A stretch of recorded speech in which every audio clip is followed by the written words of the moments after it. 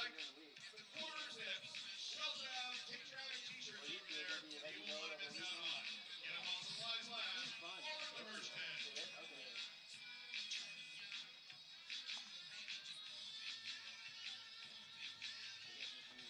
Next Tuesday, July 8th, round up your family and friends and head over to Boulevard for a night full of fun, prizes, and special festivities. All depending on which comes to Longview and Woodland. Be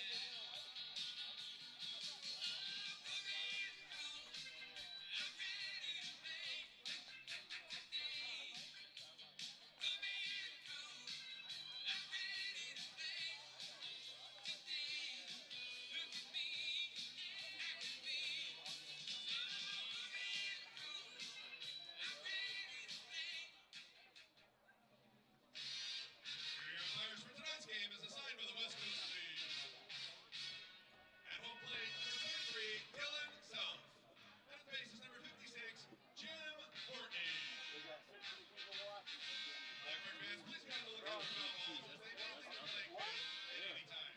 We remind you to pay attention while you enjoy your time here at David Story Field.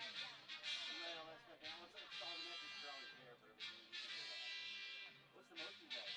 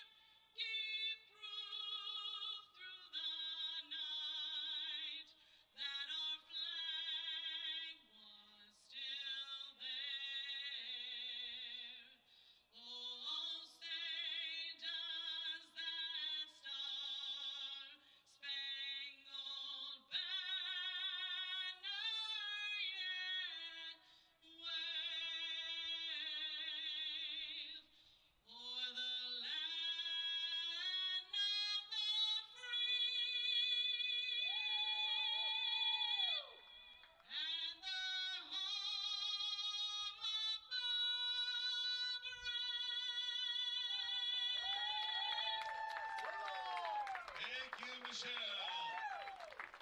The fans are ready. The Black Bears are ready. Let's play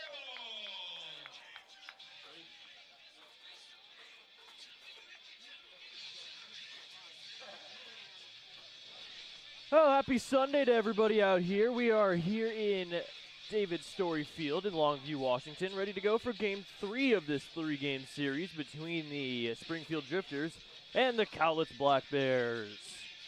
Well, the Black Bears have won the first 2 games in this series at home after taking a 6-3 victory yesterday. Ended up scoring 5 runs in the 5th. That's the second time they've done that this season. And they took that all the way to their 9th victory of the season, and the second victory in the second half is they're now over 500 to half number 2. It's only been 3 games, of course, but Black Bears are looking to sweep the series at home against the Drifters. Let's take a look at the Drifters lineup. Cesar Chavez in right field bats first. Elliott Brown bats second in left field. Isaiah Ibarra catching, batting third. Cooper Mullins is the second baseman in the cleanup spot. Nolan Miller at first, batting 5th. Sam Weber, the DH, batting 6th. Logan Honma, the third baseman, batting 7th. Brian Starr at short, batting 8th. And Jack Brooks in the 9th spot for starting pitcher Brady Trombello. Trombello in his 4th game. He's only started one other game. That came against Walla Walla in his first appearance of the season. As we are about ready to go here, the Drifters rocking the powder blue jerseys. Can't lie, I'm a big fan of this jersey combination between these two. The creams again, and the powder blue jerseys for the Drifters. This is the 3rd straight game that the all cream jerseys, or all cream unis, have been worn. And they've won in the last 2, so why not change it?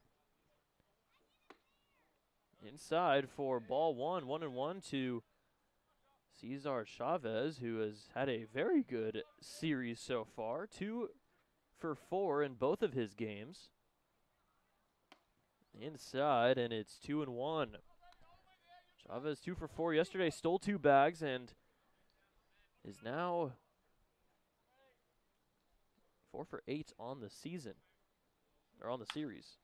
Grounder over to second, it'll be Orem. He started there every game of the series. He'll throw on to Sable at first for out number 1. Let's take a look at the defense for the Cowlitz Black Bears. Will Jeski's in left field. Liam Barrett is in center. Gavin Poffenroth is in right. Jeremiah Crane's at third. Braden Lundberg is at short. Braden Orem is at second. And Jarrett Sable is at first, with JT Hardy doing the catching for Trombello today. 1 down in the top of the first. That'll bring up Elliott Brown. He'll pop one up in foul ground. Jeremiah Crane is under it, and he'll make the grab for out number 2. Crane, some good communication right as it got popped up. He was screaming, "I got it, I got it." And got it, he did. 2 outs now, 2 quick outs here in the top of the first. Trombello is now going to face off against Isaiah Ibarra, who also went 2 for 4 yesterday. The Drifters got a lot of hits, but overall only ended up scoring 3, and it wasn't enough. So that one is low and away for ball 1.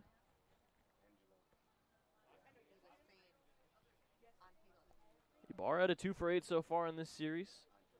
5 for 15 overall against the Bears this season, as that's right down the middle for strike 1.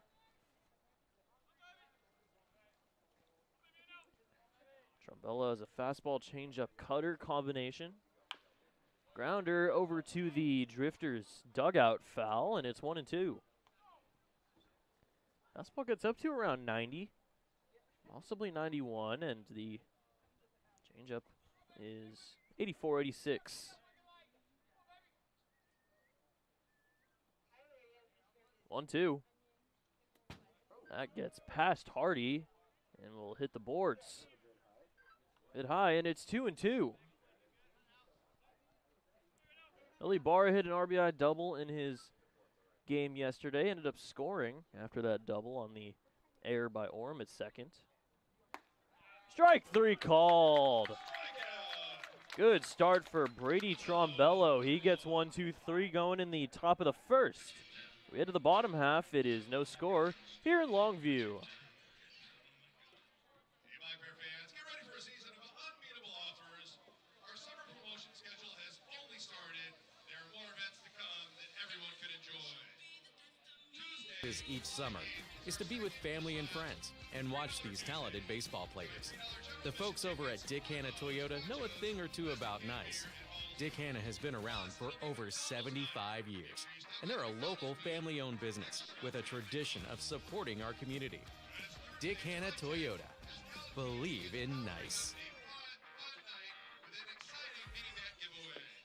First 200 fans through the gates will receive Get ready for another summer of family-friendly fun with the Cowlitz Black Bears.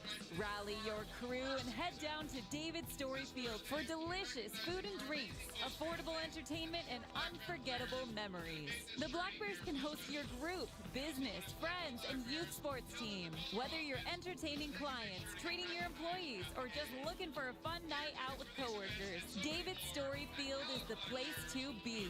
Create a summer of great memories with the Black Bears. Book your group outing today at cowlitzblackbears.com. Well, today here at David Story Field is a Kids in Free Sunday in which there's free admission for all kids 12 and under when accompanied by a paid adult. But don't you worry, if you missed this one, there's two more in the season. One on Sunday, July 27th, when the Black Bears take on the Bend Elks, and on Sunday, August 3rd, when the Black Bears take on the Yakima Valley Pippins.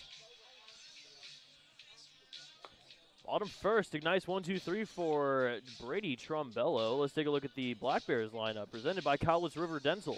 Liam Barrett leads it off in center field. Jeremiah Crane batting second at third. Finn Stewart, the DH, batting third. Cleanup spot belongs to Jarrett Sable at first, and then it'll be Poffenroth, Orem, Jeske in left field, and then JT Hardy in the 8 spot. Braden Lundberg in the 9 spot, as he has usually been so far since he's gotten here. He's been in that 9 hole. Lundberg had a good day yesterday. He's had a good series against Springfield. Starting pitcher is going to be Ned Frucci, as he throws a fastball for strike 1 to Barrett. Frucci is in his 4th game, 4th start overall, as he played against Cowlitz in game 2 of the doubleheader back on the 22nd. That's ripped into left field and through for a base hit. Liam Barrett, first batter to reach, and he's got himself a leadoff single. Hitting 2 straight games now, as he hit an RBI single in that 5-run 5th inning yesterday. That will bring up Jeremiah Crane.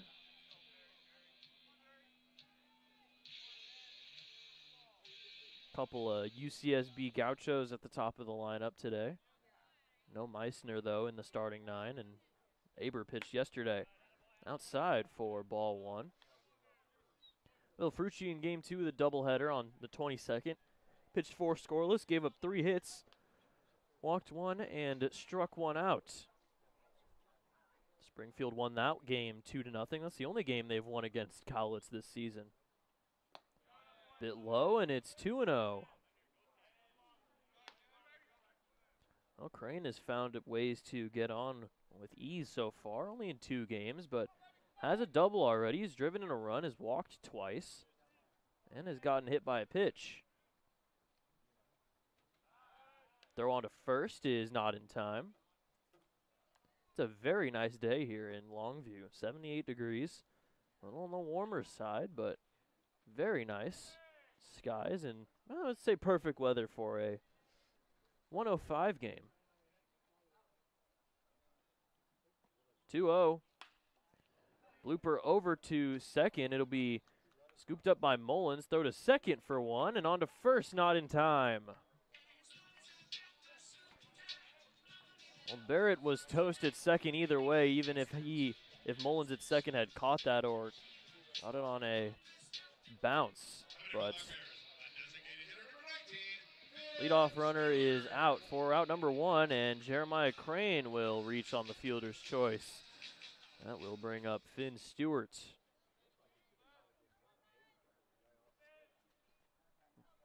First pitch Another one in the turf, and it's 1-0.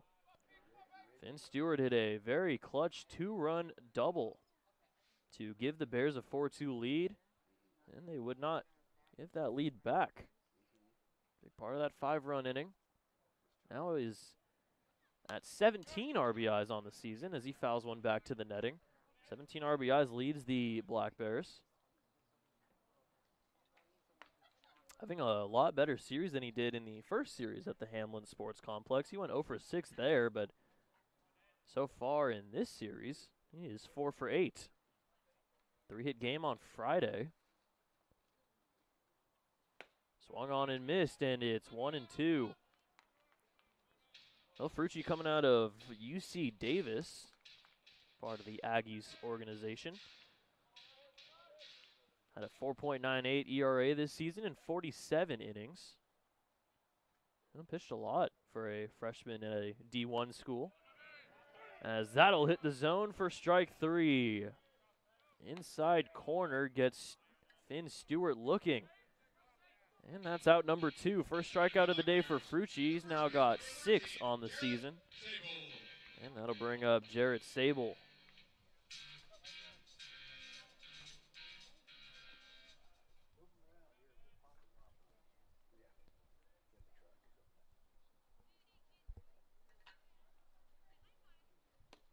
First pitch to Sable is going to miss low for ball 1. Frucci is pretty close to Davis, where he grew up from Elk Grove, a bit south of Sacramento. Went to Elk Grove High School. Senior season had a ERA under 1 in 71 innings. That'll hit the outside corner for strike 1. Jarrett Sable, this is his second time playing first base this season. Committed a couple errors back on Friday when he first played at first base, but ended up getting the victory anyways. Throw back is not in time. Liam Barrett was able to steal his first base yesterday of the season. I wonder why he's getting thrown over so much. Crane. Runner goes in Crane, and that's hit the opposite way into left field for a base hit. So the hit and run works to perfection. Sable reaches on his first hit of the day as Crane advances to second base. That will bring up Hoffenroth with 2 on and 2 outs.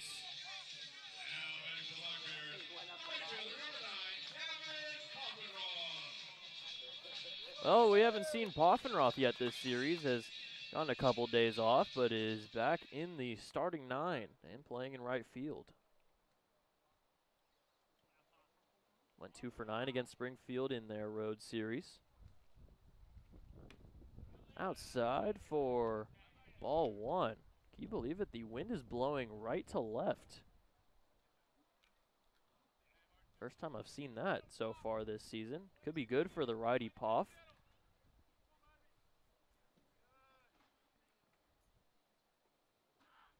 1-0 is right down the middle for strike 1.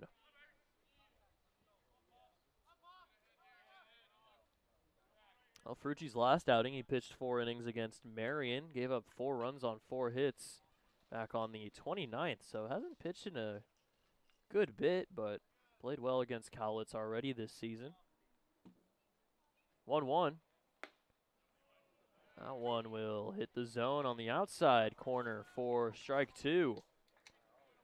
Frucci 1 strike away from getting out of this with a scoreless frame, even after the 2 singles, as the offense for the Bears is looking a lot better this series than it did in the last.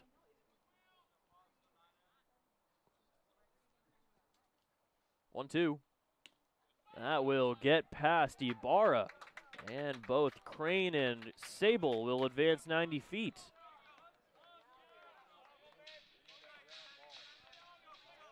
So now Crane on third, Sable on second. Single could score them both here from Poff, and it's 2-2 with 2 outs. Either way, a lot of pitches so far for Frucci in this first inning. After Trombello got out of it quickly, 1-2-3 in the top half. 2-2. Grounder to the right side. Over there is Mullins. He'll bobble it a little bit. Throw on to first is not in time. Infield single for Puff, and he has an RBI as Crane comes in to score. And the Bears have an early 1-0 lead. Seemed like Mullins backed up on it just a little too much. And it was too late. Poffenroth was able to make it to first.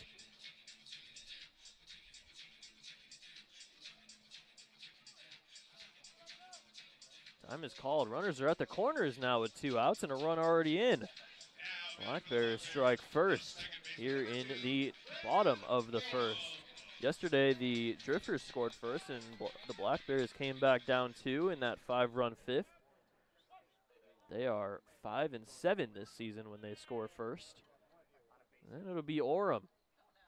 First pitch is low for ball 1, so Frucci's already given up more runs than he did in his first outing against the Black Bears, which is 1. Now on 3 hits. Might not be done, though, as Orem is 1-0, is going to hit the zone at the knees, and it's 1-1. Well, Orem's had 2 1-for-3 days so far this series. He's actually in his last 4 games. His last 4 games he's gone 1-for-3 in all of them. Swung on and missed for strike 2. So Crane scores. Sable's on third. Poffenroth is on first. Sable and Poff both with back-to-back singles that have allowed a run to score. And gives Trombello an early lead to work with. 1-2. Chopper over too short. It'll be Starr. Throw on to first on a bobble, and it'll get past Miller. Heading to third is Poffenroth, and Sable comes in to score. It'll go into the dugout. So that means Orem will advance to second on the air. 2 runs have come in so far, and the Bears have a 2-0 lead.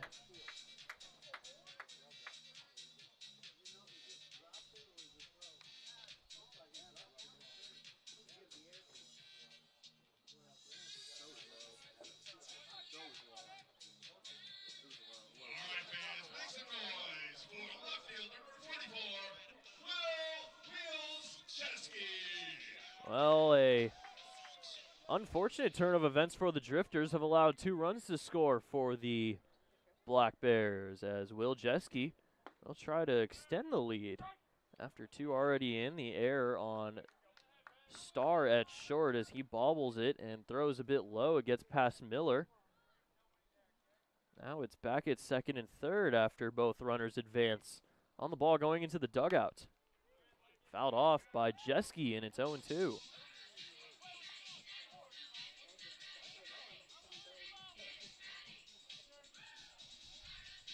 Well, Jeske, following in Orem's footsteps, went 1-for-3 yesterday. Or not yesterday, on Friday. He didn't play yesterday. Got the day off. And now the 0-2. Gets a piece of it, some good fight from Will, and it stays at 0-2.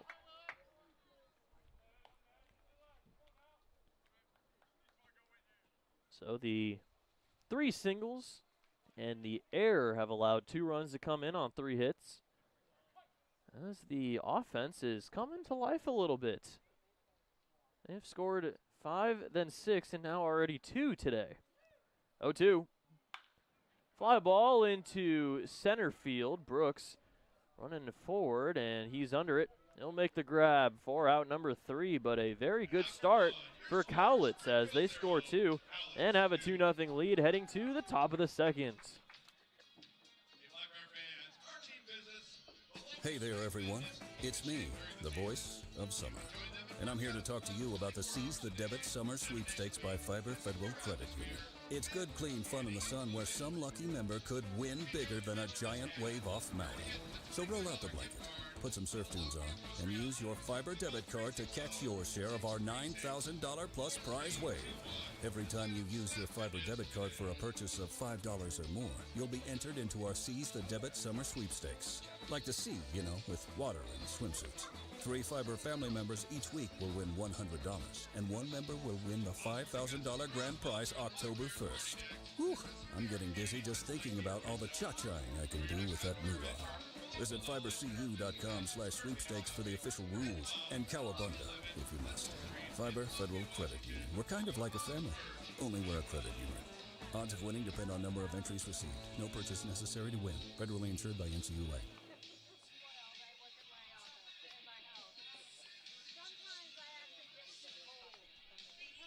Well, a bit of a sloppy inning for the Springfield Drifters on the defensive side. One error and a bit of a bobble by Mullins at second allowed Poffenroth to reach. It was called an infield single, but both of those allow 2 runs to come in, and it's 2-0 Bears here in the top of the second. Trombello, after a solid 1-2-3 top of the first, will now face off against Mullins to lead off, and then Miller and Sam Weber. 4 lefties in this Drifters lineup today. There were 5 yesterday. They just have a lot of lefty bats on their roster. Mullins got the start yesterday as well. That one's outside for ball 1. He went 1 for 4. Has a hit now in 23 of 29 games. He's played in every game for Springfield so far this season. Fastball will hit the zone, and it's 1-1.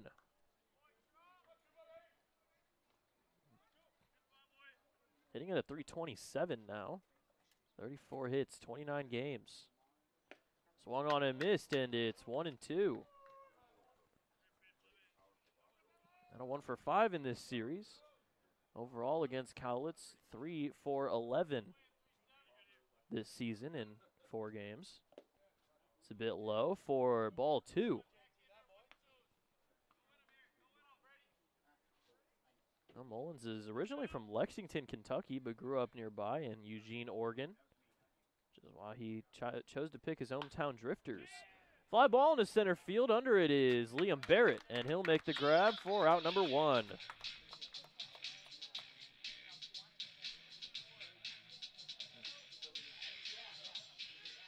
So 1 out, nobody on. Nolan Miller will stand in. Miller had a 0 for 4 day yesterday with a strikeout. He's now struck out 20 times, which is more than everybody on the Black Bears squad. The leader in strikeouts for the Bears is Matt Priest with 19. As the curveball will hit the zone for strike 1. Miller a 1 for 8 so far this series, putting him at a 4 for 18 against Cowlitz this season. As the foul tip goes back to the boards, and it's 0-2. 17 games for Portland University. The Pilots hit 6 for 36 at 167. Had 2 two-hit games, once against Washington and 1 against New Mexico State. Rolled over to Orem at second. He'll scoop it up, toss to first for out number 2.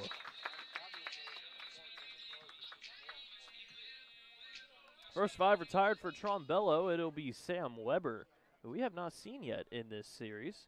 His last game came on Thursday against Ridgefield. He came in as a pinch hitter and got a hit. He actually came in as a pinch hitter in both of the 2 games against Ridgefield, on the 3rd and the 2nd. Got a hit in both at-bats. As that'll miss for ball 1. Last start he got, though, was against Marion on the 29th, in which he went 0 for 4. Fly ball into left center field. It'll be Jeske. No, he'll be called off by Barrett, as Liam will make the grab for out number 3. Back-to-back 1-2-3 frames for Trombello, as he is pitching very well and very efficiently. Heading to the bottom of the second, Black Bears have a 2-0 lead.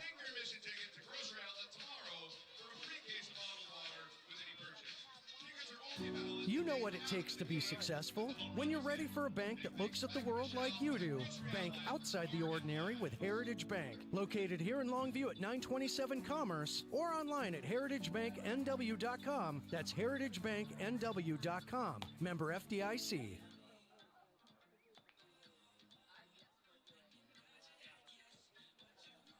Listen up, baseball fans. Head into Safeway to score on great deals all season long. Safeway has everyone's tailgating favorites, from fried chicken and party subs to fresh cut fruit and veggie trays and tons of easy meal options. Satisfy your whole team for the ultimate game day experience. And you can save a cartload of time with Safeway Drive Up and Go. Just shop online at Safeway.com, head to the store, and we'll bring your groceries right to your car. Safeway, sponsor of the Cowlitz Black Bears. Well, after this series, the Black Bears are going to be staying home and taking on the Walla Walla Sweets on Tuesday, July 8th through Thursday, July 10th. Tuesday is going to be a $3 Tuesday in which $3 general admission tickets, hot dogs, nachos, and domestic canned beer will all be available. It'll also be McDonald's Family Night. Presented by McDonald's of Longview and Woodland. Bring your friends and family to the ballpark for special festivities and prizes. Make sure to stop by the McDonald's booth on the third base concourse for extra fun. If you didn't think you could already have enough fun here, there's extra fun on McDonald's Family Night. So pull up and watch the Black Bears take on the Sweets Tuesday at 6:35.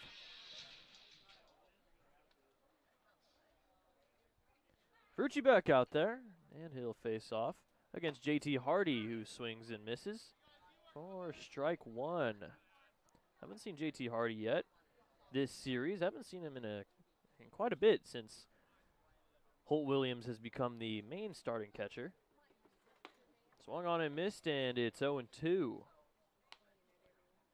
Last game was Thursday against Portland. Went 1 for 3 with a strikeout. He's only started 3 of his 5 games. Has gotten a hit in each of his 3 starts. Outside, ball 1. Well, the Black Bears scored 2 on 3 hits in the first inning. They have a 2-0 lead. Looking to sweep the series against Springfield. 1-2. Swung on and missed, strike 3. That's 2 strikeouts now for Frucci as he gets Hardy swinging for out number 1.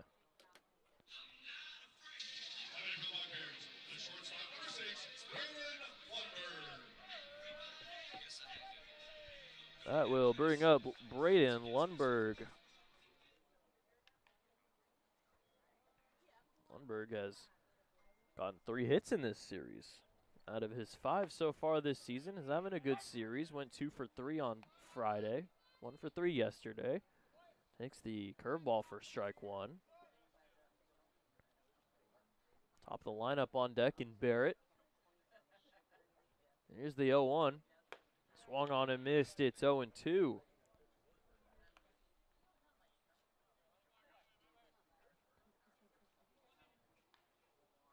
Well, Frucci 2 strikeouts, now 7 on the season in his 4th start.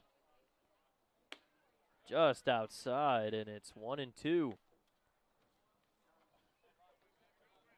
He only struck out 1 in his last outing against Cowlitz on the 22nd.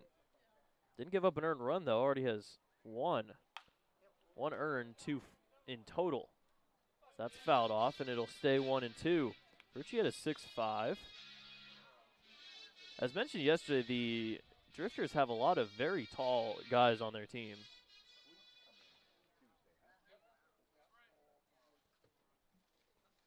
One, 2. Chopper over to third. It'll be Honma. He'll bobble it, and Lundberg will reach.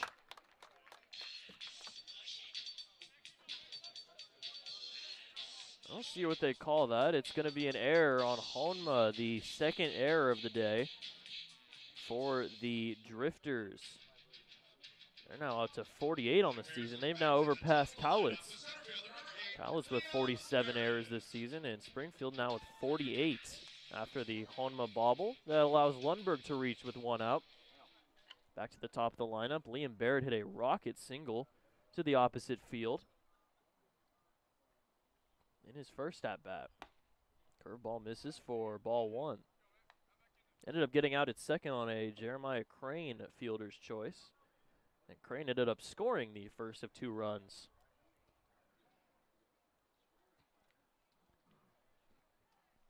Lundberg on first, 1 for 3 on steals so far this season. A little bit low, and it's 2-0.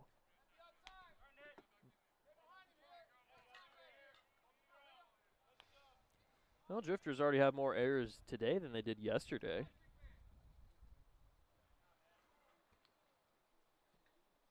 Barrett has a hit in 2 straight now. Throw back to first is not in time. Well, Barrett has actually faced off against Ned Frucci in college at UC Santa Barbara. They faced off against UC Davis. He went 0 for 2 against Frucci with a strikeout against his UC Davis squad. Runner heading to second in Lundberg, and it is not in time, as it looked like it was dropped out there by Starr. That will be called a stolen base. Lundberg is now 2 for 4 on the season in steals, and he moves into scoring position with 1 out. The throw definitely beat him, but I guess Starr just couldn't handle it cleanly. And Lundberg finds his way onto second, now being covered by Starr over there. 2-1. The chopper over to first base. It'll be Miller. He'll scoop it up and tag the bag for out number 2. So ground out for Liam Barrett, but advancing to third is Lundberg. And he's 90 feet away from extending the Black Bears lead with Jeremiah Crane ready to go for his second at-bat.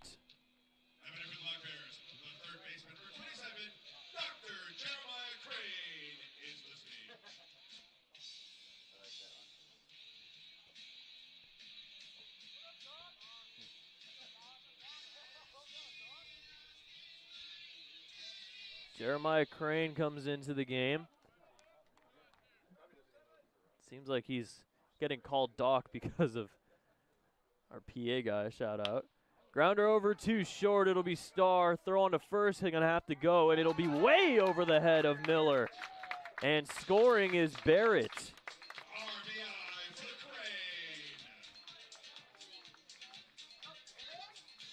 That is another error. That throw went way over the head of Miller at first. And a run comes in. It's 3-0 Black Bears.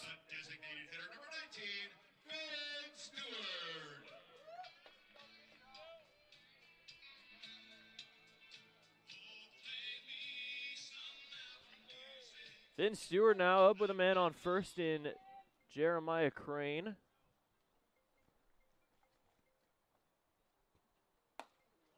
Inside, ball 1. Wonder if the Doc nickname will stick.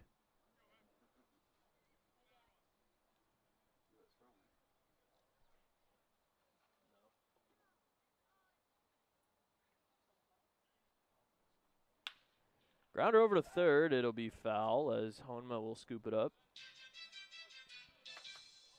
As mentioned yesterday, Honma was pretty close to the line playing at third.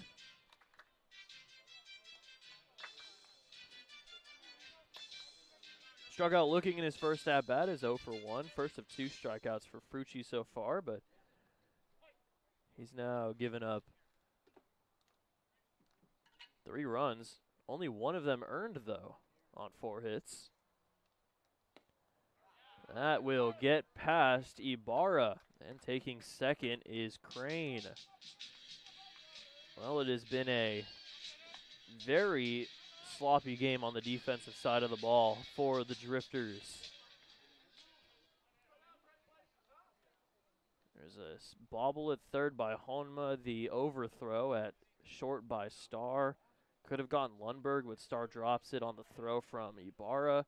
And that one gets past Ibarra to allow Crane to reach scoring position. And that's outside ball 3. Finn has 12 walks on the season.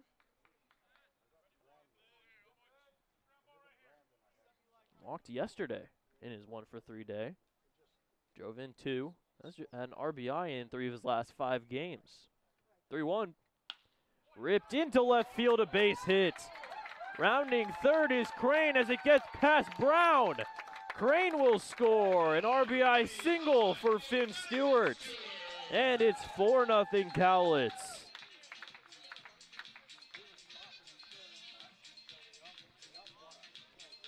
Another defensive miscue out in left field, as Crane was getting rounded at third either way, but that bobble made Colin Dixon's decision at third a lot easier, as Crane was able to score easily without a throw. And Finn Stewart extends his team-leading lead in RBIs to 18 on the season. 4 runs already in for the Bears here in the second. Another one gets past Ibar, not far enough for Finn to advance. Sable hit a single in the first inning, ended up coming around to score after the error on the Orem groundout. 1-0. Is a bit low for ball 2. A lot of this came with 2 outs. The Crane single, and he scores on the Finn Stewart single. Both of those happened with 2 outs. So the Drifters have had plenty of opportunities to get out of this. Finn Stewart goes hit and run. That's grounded into right field for a base hit. Finn Stewart already a head start. He heads to third, and it's runners at the corners. Jarrett Sable's now 2 for 2. This is great. This is some good offense we're seeing. This is a team that is last in batting average in the West Coast League, and they've already put up 6 hits on the Drifters. There's going to be a pitching mound visit between Dean Styles, pitching coach, Frucci and Ibarra. No infield involved, as there has been 3 straight singles. 1 by Crane, 1 by Stewart, 1 by Sable. And there are 6 hits now through not even 2 innings.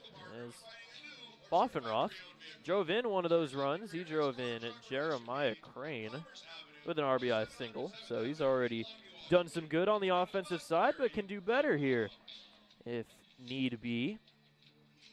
Now up to 9 RBIs on the season.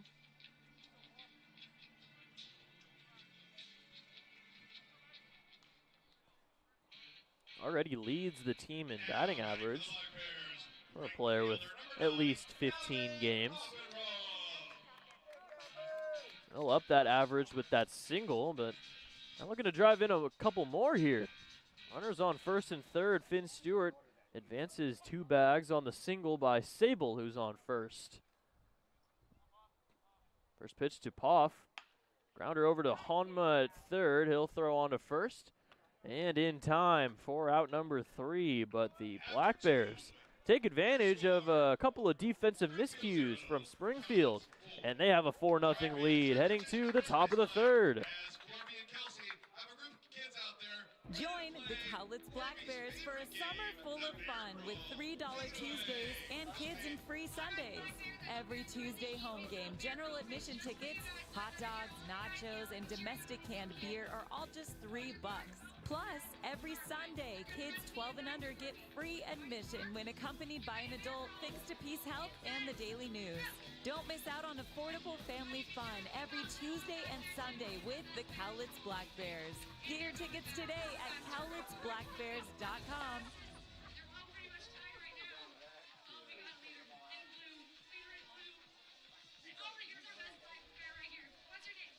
Join the Black Bears for a night to remember on Thursday, July 24th. Bring the kids out to the ballpark for the always popular Dash for Cash, presented by Heritage Bank. All kids 12 and under will get to go on the field to dash for their share of $1,000 in cash. Then, stick around after the game as the Black Bears light up the night sky with their first ever drone show, presented by Pacific Tech Construction and Western Fabrication. Tickets will go fast. Get yours today at cowlitzblackbears.com.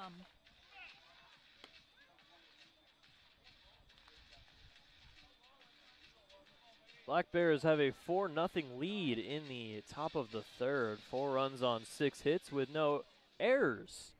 Meanwhile, on the other side, 2 errors for the Springfield Drifters.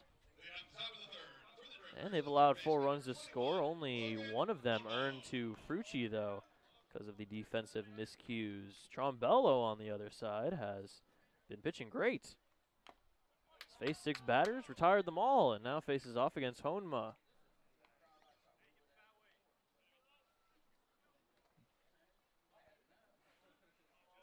Well, after the foul tip, now the 0-1 in the dirt. Ball 1. Honma went 0 for 4 with 2 strikeouts, has 23 strikeouts on the year, and is now 1 for 10 against Cowlitz this season. Ripped over to second and into right field for a base hit. First hit of the day for the Drifters as Honma leads off with a single, and that'll bring up Brian Starr.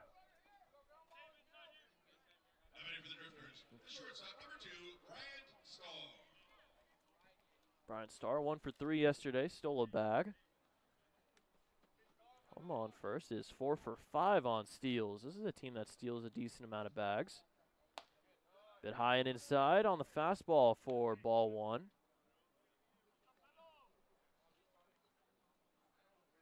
Well, Trombella retired the first 6 he's seen, but has given up the leadoff single to Honma. Grounder over to third, scooped and bobbled, but picked up over at short, and it gets past Sable at first. Advancing to third is Honma, as Lundberg's throw is not able to be dug up by Sable, and everyone's going to be safe. That'll be called an error. And that's the first error of the day for the Black Bears. That has 2 on in first and third with nobody out. They still get a DP. Run would score, but they are still up 4-0. Jack Brooks was the leadoff man yesterday as the runner goes. Swung on and missed, and no throw. So Brian Starr has himself another stolen base. Second straight game with a steal. He's now 6 for 9 on the season in steals. Second and third, nobody out. So that one's fouled back to the netting, and it's 0-2.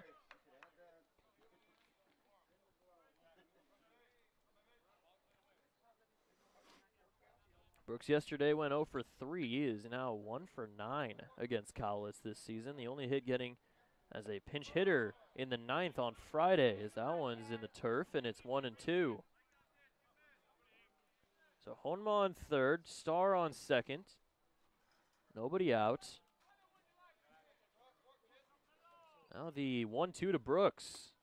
Another one low, and some good stops from Hardy, not allowing runners to advance.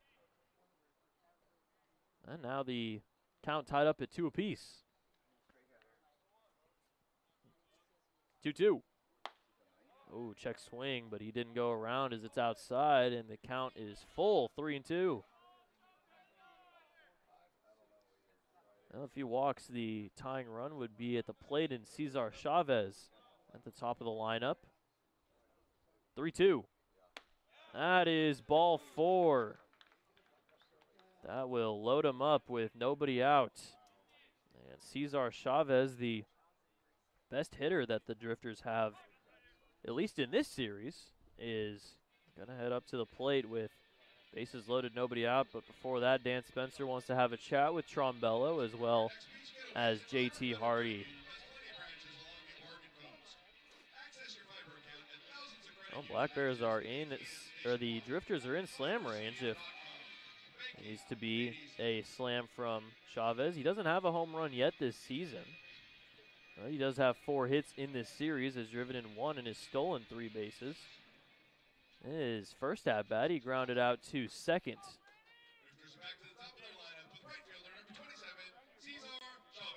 Not really any urgency from the infield as they stay out, not up on the grass, except for Crane at third is a little bit close, but first pitch now to Chavez is down the middle for strike 1. Forced at any bag here in the top of the third. Black Bears trying to hold on to a 4-0 lead. Grounder over to Crane. He'll throw on to first for out number 1, but a run comes in and the Drifters are on the board. It's 4-1.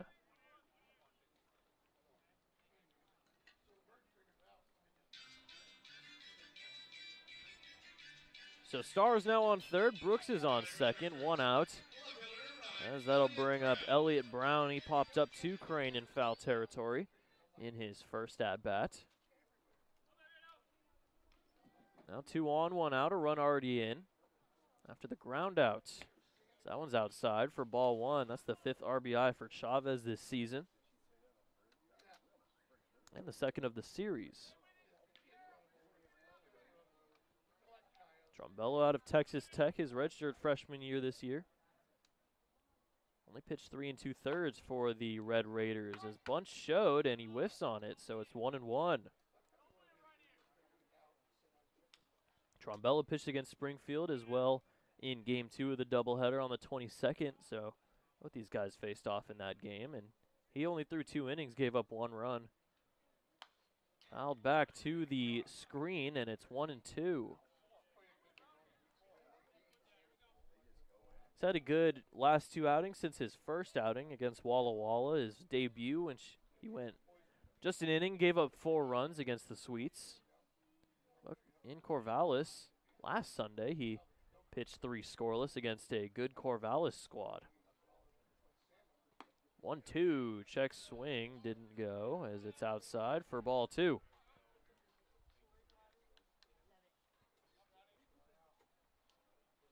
Oh, only a 3-run lead now for Cowlitz.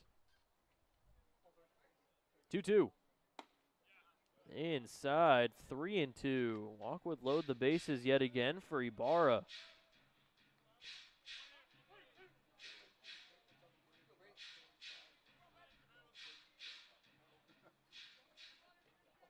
Already an earned run. Fly ball into right field. It'll be Poffenroth to make the grab. Tagging is Bryant Starr onto home and not in time.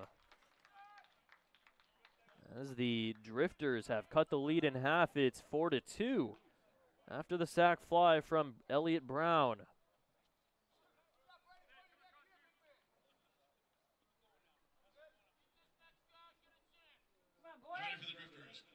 Oh, the 2 runs in the bottom of the 2nd have been proven to be handy as they still have a 2-run lead.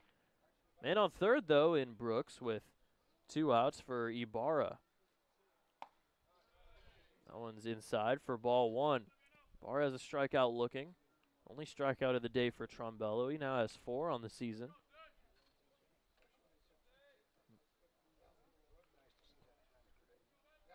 Here's the 1-0. It's a bit high for ball 2. Well, Trombello missed all of 2024 with a head injury. Only pitched in 4 innings, came back, pitched 3 2/3 this season. That one's inside for ball 3. Pitched on March 25th against Tarleton State, April 29th against UT Rio Grande Valley, and on May 15th against BYU. There's only 3 games of his college season. That's going to hit the zone for strike 1. Originally from Ridgefield, went to Prairie High School. Had a .41 ERA in 17 innings his senior season. 3-1 popped up into shallow right field. Orem, Sable, Poffenroth running after it. It'll be Orem who will run and make the grab for out number 3. 2 runs come in for the Drifters, and they have a 2-run deficit now as the Bears lead it 4-2. Join the Black Bears on Saturday, July 12th in a night to honor the brave men and women in our community with the special First Responders Jersey Auction presented by Steelscape. Fans will get to bid on these special edition game-worn jerseys, and the winning bidder will be invited onto the field for photos after the game. Each jersey will feature a patch representing one of the local law enforcement and fire agencies around Cowlitz County. 100% of the proceeds from the jersey auction will go toward Cowlitz County Habitat for Humanity. Get your tickets today at CowlitzBlackBears.com to be a part of this special event. On a single purchase, you'll receive a free 2025 beer bag. Private leak. Why do I have a drip in my office and water on my desk? Because the roof is bad. I tried to fix it myself, sir. Didn't I tell you to call the guard? The guard? Yes, Private, the guard. Weather guard. Oh, yeah. The They'll keep you dry in the rain or snow. 577-7200. They're our first defense against the weather. Now call WeatherGuard. Sir, yes, sir. Keep you dry in the rain or snow. 577-7200. WeatherGuard.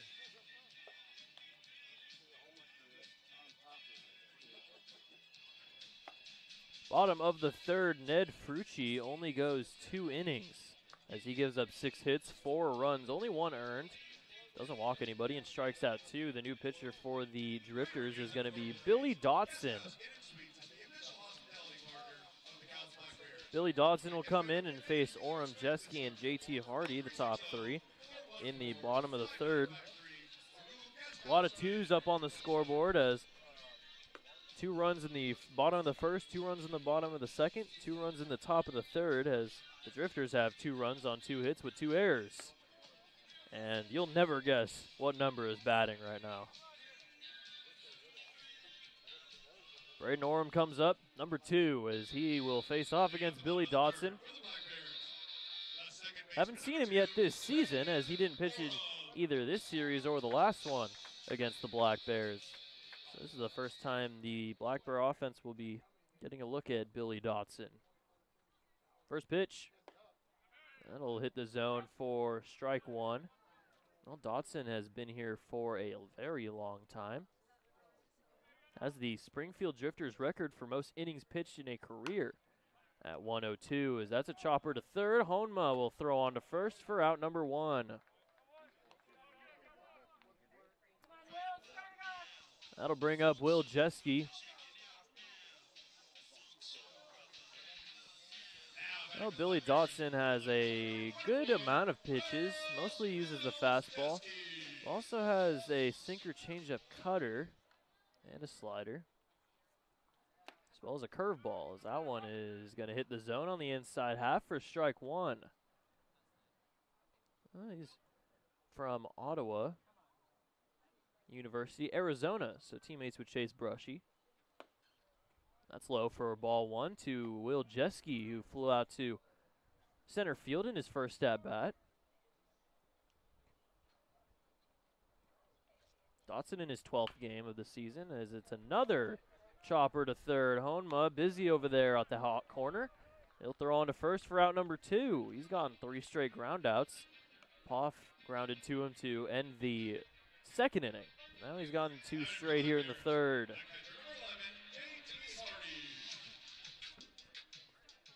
Dotson also has the most innings pitched in a season in Drifters history. That happened last season. As that'll hit the zone for strike 1 to JT Hardy. Was the second of 2 strikeouts against Frucci. Dotson 1 out away from the first scoreless frame today against this Bears offense, as he'll just bloop one off the end of the bat over to the catcher Ibarra, who will toss over to first for out number 3. So a very quick 1-2-3 inning for Dotson in his first inning of work, as we head to the top of the 4th. The Black Bears have a 4-2 lead. Dick Hanna Toyota is proud to support our Cowlitz Black Bears. One of the nicest experiences each summer is to be with family and friends and watch these talented baseball players. The folks over at Dick Hanna Toyota know a thing or two about nice. Dick Hanna has been around for over 75 years, and they're a local family-owned business with a tradition of supporting our community. Dick Hanna Toyota. Believe in nice.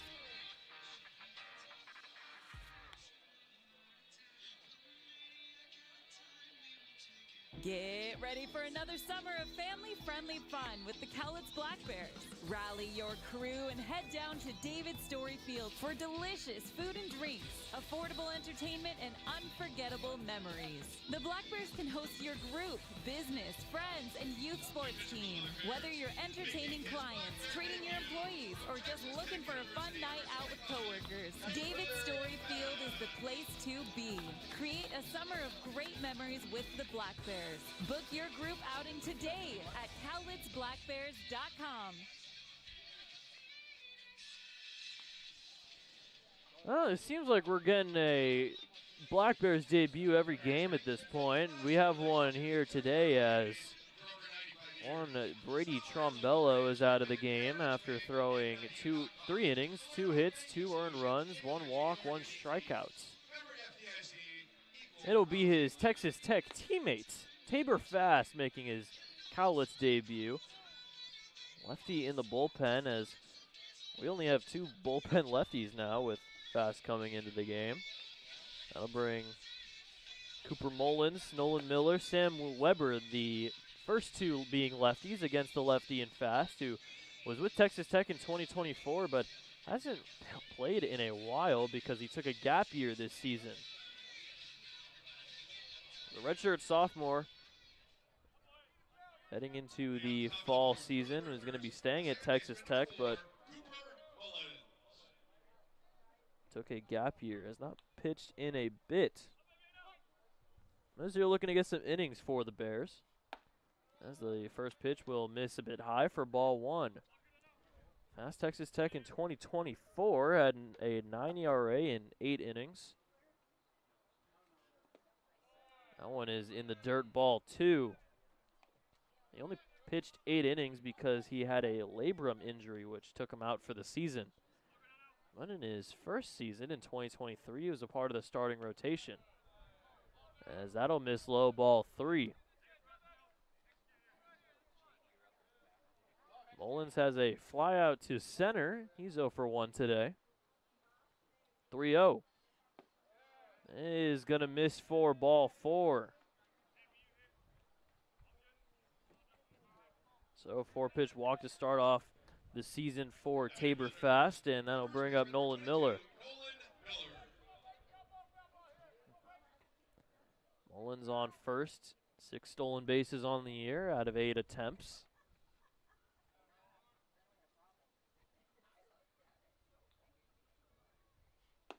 First pitch low for ball 1. 5 straight balls for Fast to start off his outing. From Centralia, so didn't have to come far to get here to Cowlitz. 1-0. Breaking ball will miss, and it's 2-0.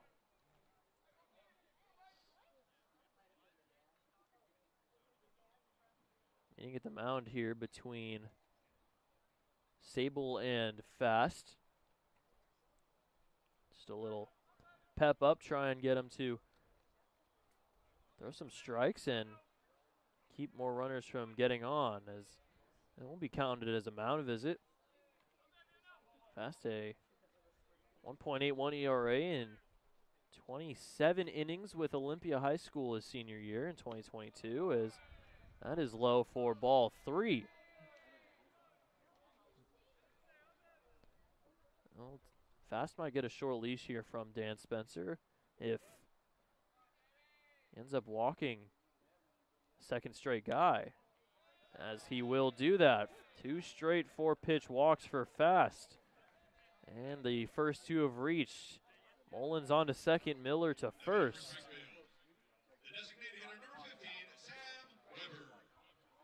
That'll bring up Sam Weber with 2 on and nobody out. Tying run now at first in Miller.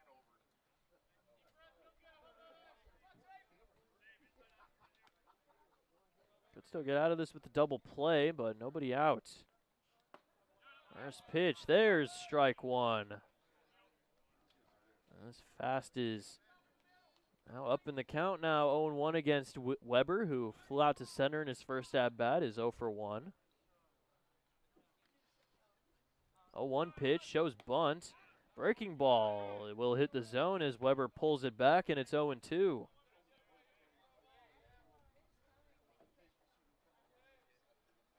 Weber from Lewis Clark State.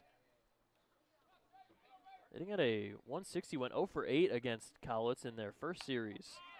Popped up, foul ground, running after it JT and Sable, but it'll get out of play.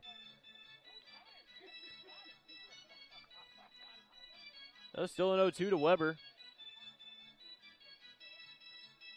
Lewis and Clark State only got 3 at-bats this season for the Warriors, and 7 games, went 0 for 3. Only played in 2 games with them last season, but was with the Drifters as well last year. 0-2. Hit outside on the breaking ball, and it's 1-2.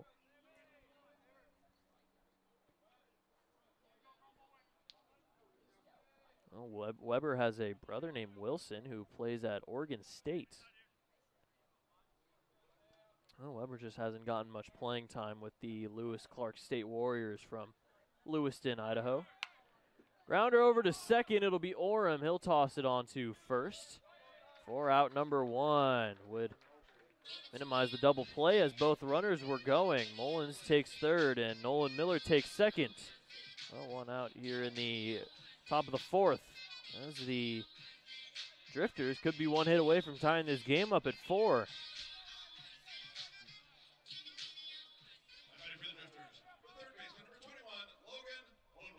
I'll bring up Honma, who singled in his first at-bat, came around to score the first run of the day for the Drifters. Another lefty-lefty between Honma and Tabor Fast, who just got his first out.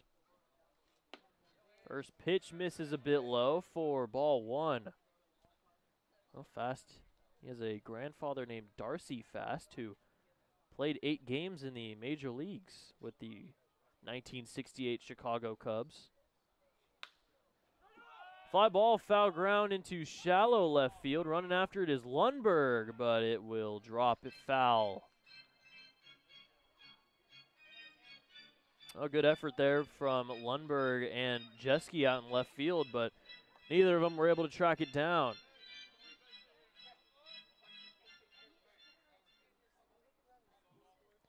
So 1-1 now with 1 out against Honma from Pearl City, Hawaii.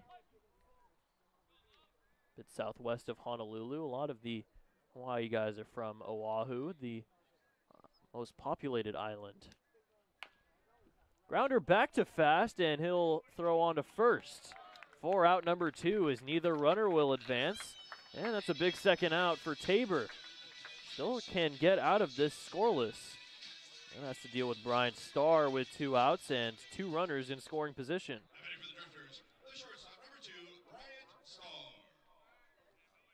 Starr reached on an error by Crane at third. His bobble over to Lundberg, and the throw got past Sable. He ended up scoring the second run. Good block by JT as it stops the runner from advancing from third, but it's in the dirt, ball 1.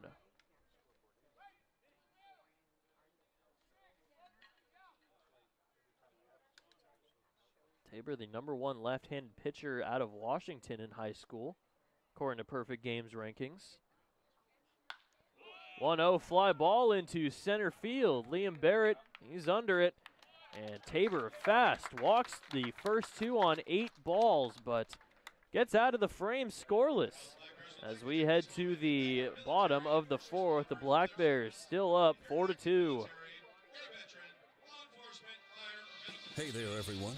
It's me, the voice of summer. And I'm here to talk to you about the Seize the Debit Summer Sweepstakes by Fiber Federal Credit Union. It's good, clean fun in the sun where some lucky member could win bigger than a giant wave off Maui. So roll out the blanket, put some surf tunes on, and use your Fiber debit card to catch your share of our $9,000 plus prize wave. Every time you use your Fiber debit card for a purchase of $5 or more, you'll be entered into our Seize the Debit Summer Sweepstakes. Like the sea, you know, with water and swimsuits. 3 Fiber family members each week will win $100, and 1 member will win the $5,000 grand prize October 1st. Whew, I'm getting dizzy just thinking about all the cha-chaing I can do with that moolah. Visit fibercu.com/sweepstakes for the official rules, and cowabunga if you must. Fiber Federal Credit Union. We're kind of like a family, only we're a credit union. Odds of winning depend on number of entries received. No purchase necessary to win. Federally insured by NCUA.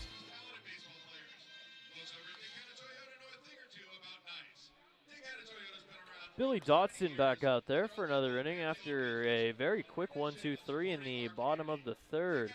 It's a nice 77 outside here in Longview with some clouds over in center field, but otherwise nothing really going except for straight blue skies.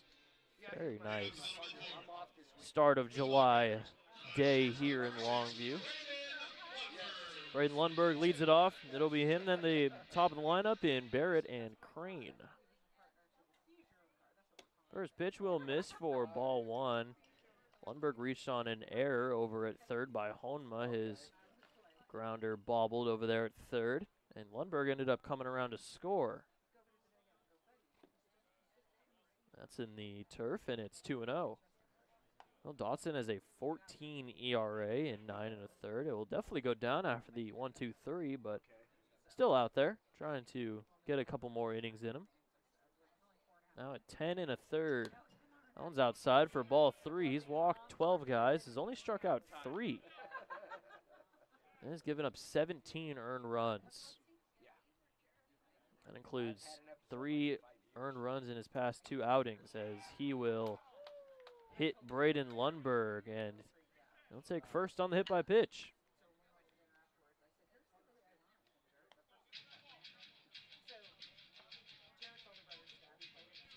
So Lundberg on for the second time, as that'll bring up the top of the order in Liam Barrett.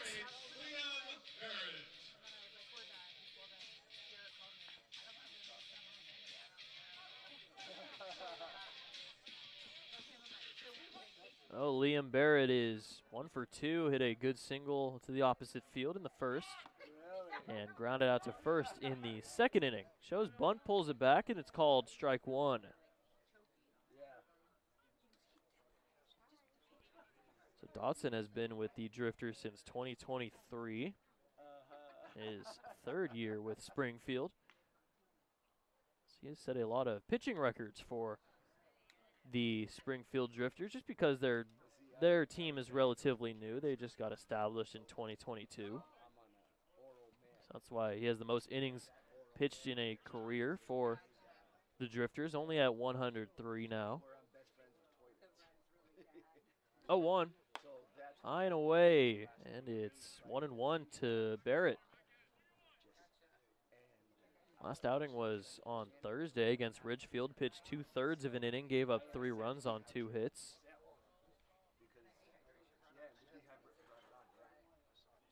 One. Very interesting swing from Barrett. Maybe he thought it was going to be a different pitch. But either way, he does go around, and it's 1-2. Well, Dotson pitched his most innings at 4 against Bend on the 19th of June. He only gave up 1 run. That is inside and low for ball 2, 2-2.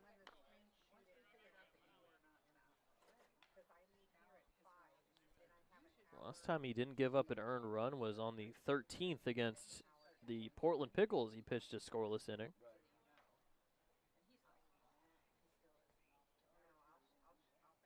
Two. Ripped down the line in right field. That's going to get all the way to the corner. Rounding third is Lundberg, and Dixon will wave him around. Here's the throw to the plate. Not in time.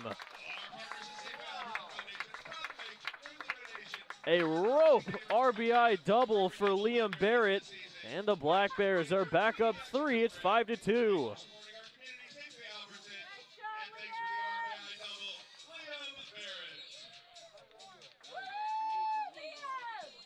All the way to the corner out in right field. Chavez had to run and go get it, and Lundberg was able to come all the way around from first to score.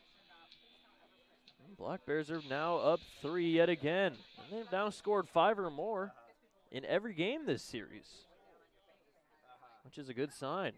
Good sign for this offense. First pitch to Crane, popped up in foul ground. Running after it is Miller, and it will get out of play. Now 0-1 to Crane.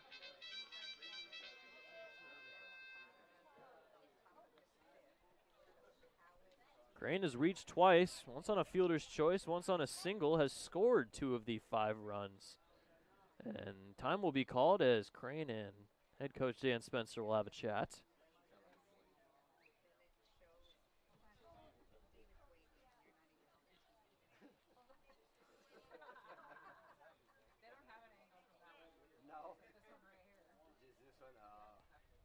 0-1 now to Jeremiah Crane with Liam Barrett on second after his very nice RBI double. That was a RBI in 2 straight. He shows bunt. And he'll drop it down the third base line. Honma will grab it. Throw on to first a bit high, but able to grab it is Miller, and that is out number 1. Successful sacrifice bunt for Jeremiah Crane as he is able to advance Liam Barrett to third. But before that, here comes Jeff Lyle out to possibly make the change here for Dotson. And there he is, motioning to the bullpen, and we will see a new pitcher with a runner on third and 1 out. Face off against Finn Stewart. The Black Bear is already 1 run in here in the bottom of the 4th.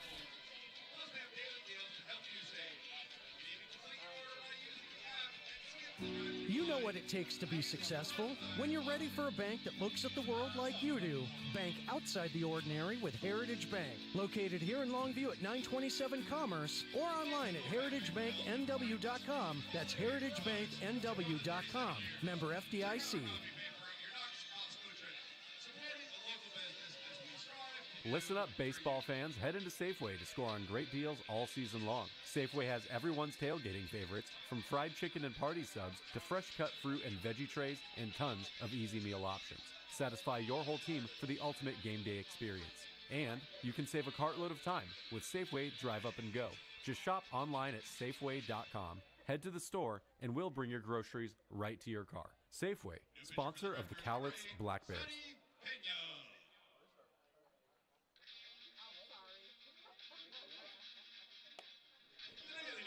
Sonny Pena, the new man for the Drifters, doing the pitching. Runner on third, the responsibility of Mr. Billy Dotson. He's already given up 1 earned. Makes it 18 on the year. Could be 19 if the runner at third and Barrett scores. He had a nice RBI double. And he is now 2 for 3. Has a single in the first, RBI double in the 4th, and he's been a good part of this offense so far in this series. He's playing very well. Sonny Pena, Fresno City College, his junior year in 2025.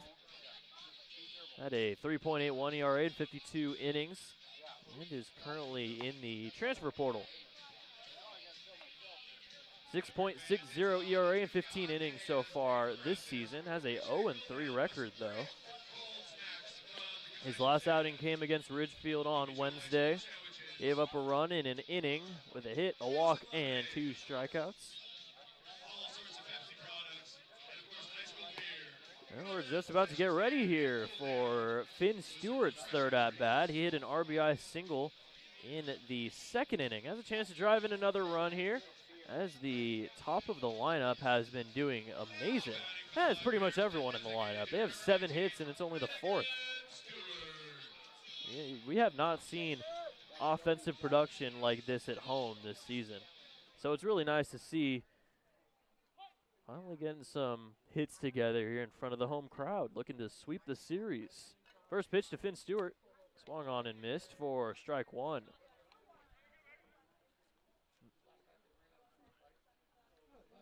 Well, Pena before Fresno City was at the College of the Sequoias. Only pitched 4 1/3 there last season in his sophomore year. Another swing and a miss for strike 2.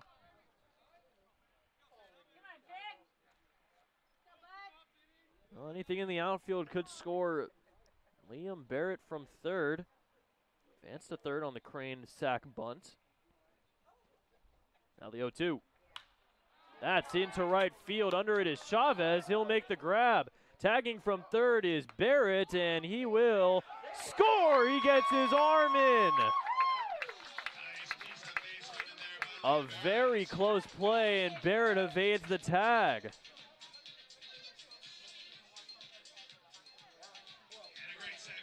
Jeff Lyle is going to have some words, but it looked like from first view that he made it.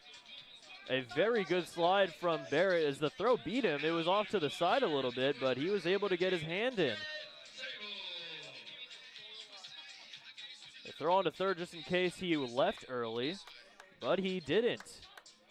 So a sac fly for Finn Stewart. He's now driven in 2 today. And it's 6-2. The Black Bears have their 4-run lead back. That run will be credited to Billy Dotson, as he's now given up 2 earned so far. We'll finish with 2 earned, actually. And Jarrett Sable will take ball 1. Sable's having a good day. 2 for 2, has 2 singles.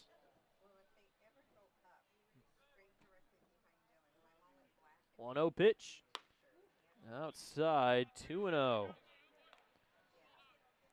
Now the Black Bears have now scored 6 runs in back-to-back games. 7 hits. Fun baseball being played this weekend, huh? Fly ball, it'll get out of play, foul to the left side. Sable now 12 for 52, as he just got his average over the Mendoza line yesterday, and it's going to be even higher today as he flies one out to shallow left field. Running after it is Elliott Brown, and he'll make the grab for out number 3. But the Black Bears score 2 more, and they now lead it by 4 yet again. It's 6-2 heading to the top of the 5th. Join the Cowlitz Black Bears for a summer full of fun with $3 Tuesdays and kids and free Sundays. Every Tuesday home game, general admission tickets, hot dogs, nachos, and domestic canned beer are all just $3. Plus, every Sunday, kids 12 and under get free admission when accompanied by an adult thanks to Peace Health and the Daily News. Don't miss out on affordable family fun every Tuesday and Sunday with the Cowlitz Black Bears. Get your tickets today at cowlitzblackbears.com.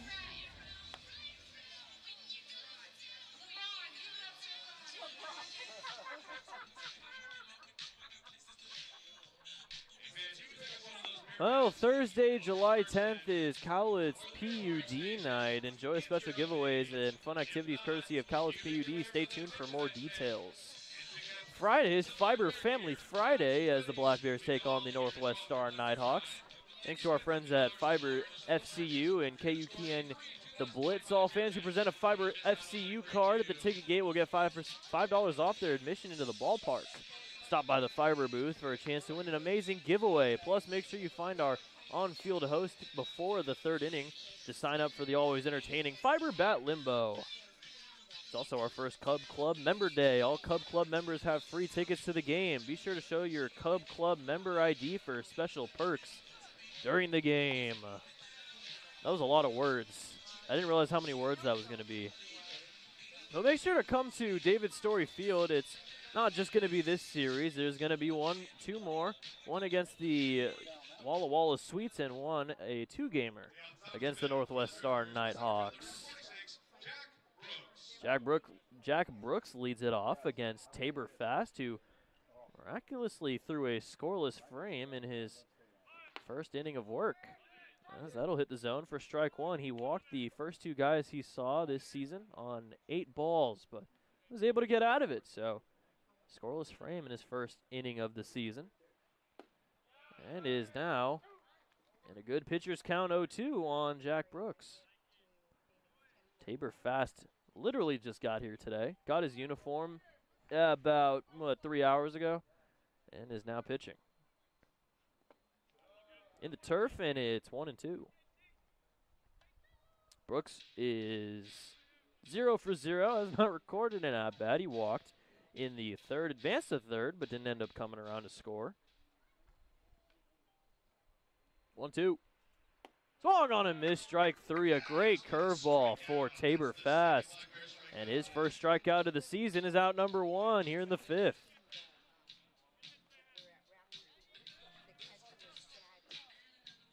Top of the lineup now in Cesar Chavez.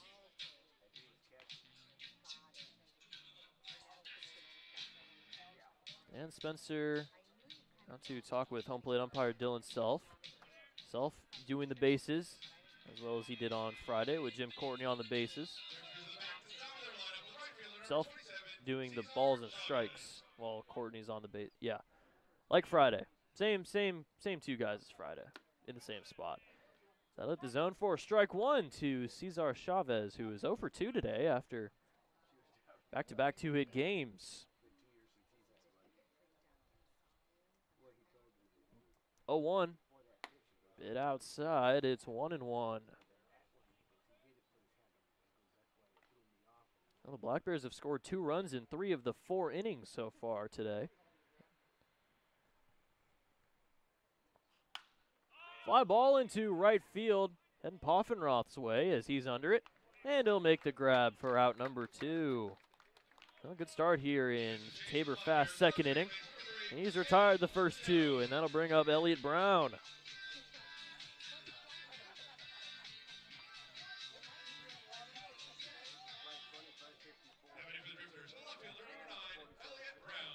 Well, Elliott Brown is 0 for 1, hit a sac fly in the third to make it a 4-2 game. Now 6-2 as the Bears retaliated with 2 of their own. Joe's bunt pulls it back, and it's outside for ball 1.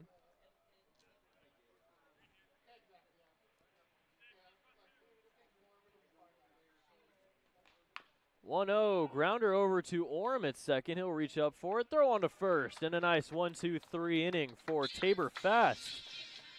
He gets out of it fairly easily as we are halfway home here in Game 3.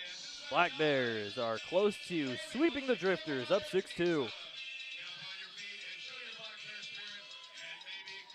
Join the Black Bears for a night to remember on Thursday, July 24th. Bring the kids out to the ballpark for the always popular Dash for Cash, presented by Heritage Bank. All kids 12 and under will get to go on the field to dash for their share of $1,000 in cash. Then, stick around after the game as the Black Bears light up the night sky with their first ever drone show, presented by Pacific Tech Construction and Western Fabrication. Tickets will go fast. Get yours today at CowlitzBlackBears.com.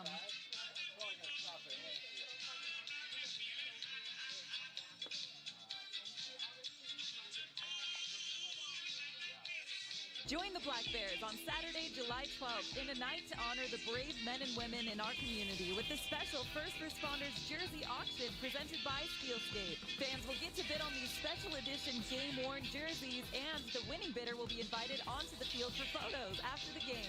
Each jersey will feature a patch representing one of the local law enforcement and fire agencies around Cowlitz County. 100% of the proceeds from the jersey auction will go toward Cowlitz County Habitat for Humanity. Get your tickets today at CowlitzBlackBears.com to be a part of this special event.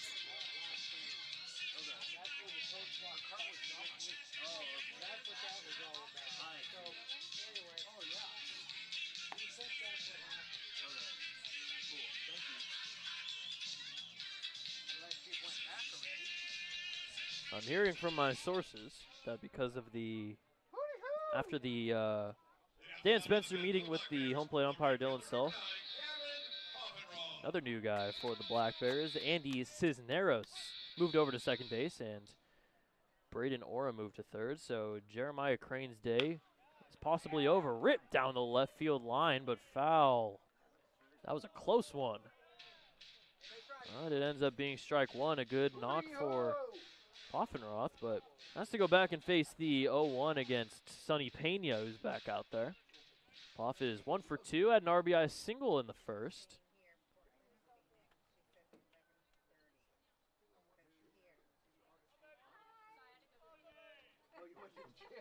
0-1. Bit high for ball 1. Well, the All-Star game is coming up soon.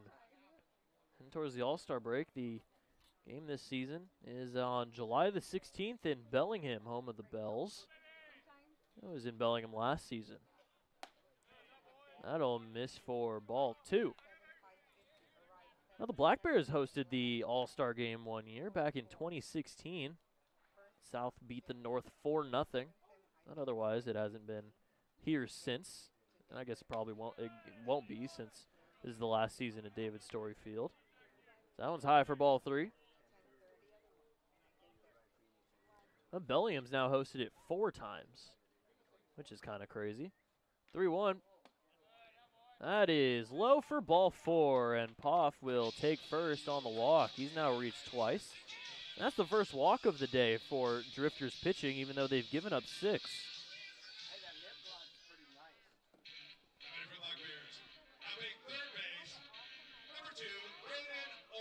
So Braden Oram is now at third after the defensive switch puts Cisneros at second. See if he comes up to bat, but Crane did bat third in the last inning. That'll miss outside for ball 1. Oram has reached on an error and has grounded out to third. So is it at an 0 for 2 so far today. High throw back to first is close, but not in time. Looked like Ibarra might have caught Poff sleeping. But Gavin's able to make it back in safely. And he'll stay on first now, 2-0 to Oram. Here's the pitch. Swung on and missed at a pitch outside, and it's 2-1. Oh, Oram's looking for a 4-year college to call home. He's played his 2 NWAC seasons right here at David Story Field with Lower Columbia. Dropping the bunt down now as he pops it up, and Ibarra won't be able to reach at it as it's foul for strike 2.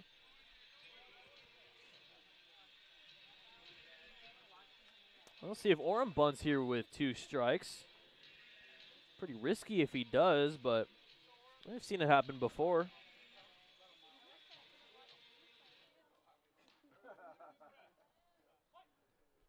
Poffenroth on first, nobody out.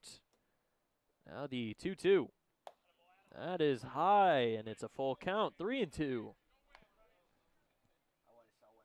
Will Jeske on deck. He is 0 for 2 as well. 6, 7, 8 guys are a combined 0 for 6. Well, the top of the order is doing very well. Runner goes, and it's popped up foul. Poffenroth will head back to first.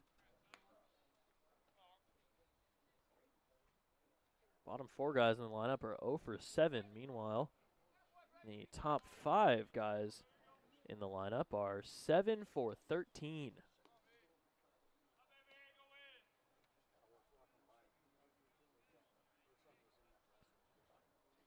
Another payoff as Poff will run. Outside ball 4.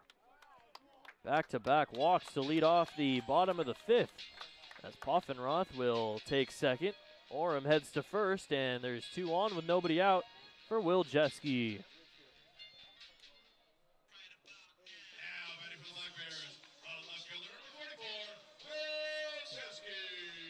Will Jeske is 0 for 2. Fly out to center, ground out to third, and it looks like Jeff Lyle will head out to make another change. Sonny Pena is out of this one after walking the first 2 batters. New pitcher will face off against Jeske with nobody down. In the bottom of the 5th, the Black Bears trying to extend their lead past 4. They lead at 6-2.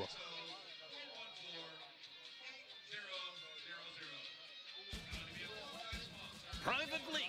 Why do I have a drip in my office and water on my desk? Because the roof is bad. I tried to fix it myself, sir. Didn't I tell you to call the guard? The guard? Yes, Private, the guard. Weather guard. Oh, yeah. They'll keep you dry in the rain or snow. 577-7200. They're our first defense against the weather. Now, call Weather Guard. Sir, yes, sir. Keep you dry in the rain or snow. 577-7200. Weather Guard.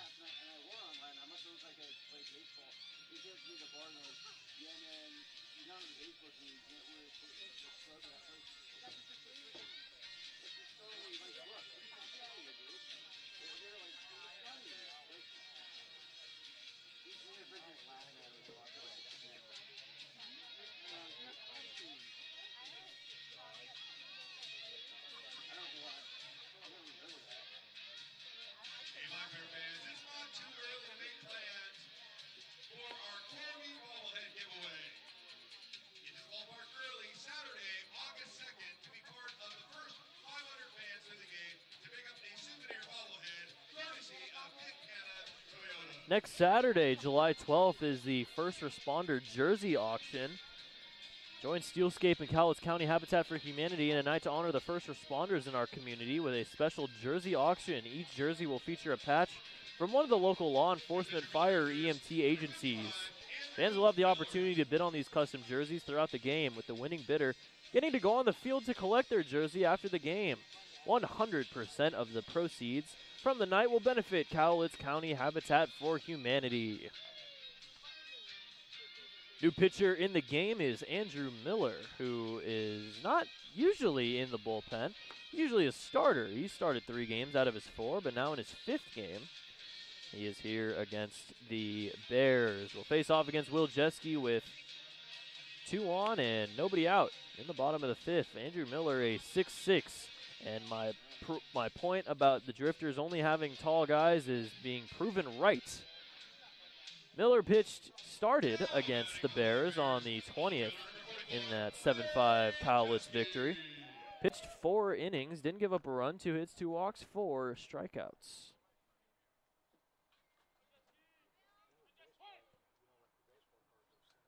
Now 2 on, first pitch to Will Jeske. Throw back to second first, and it's not in time.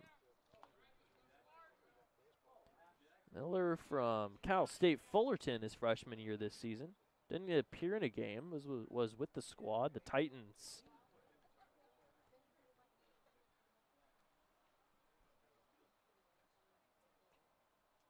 First pitch, bunt showed as that's popped way up and over into the parking lot, over near the dugout of the Drifters, and it's 0-1.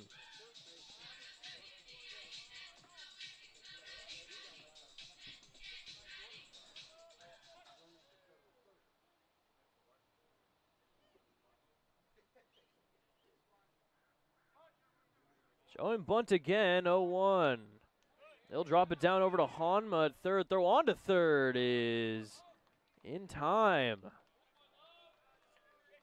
As the bunt doesn't work, they get the lead runner over at third and Poffenroth as Orem heads to second and Jeske will take first on the fielder's choice. So still 2 on, 1 at first and second. Now with 1 out, as that'll bring up JT Hardy. Never mind. We have a pinch hitter. Holt Williams is going to come into the game.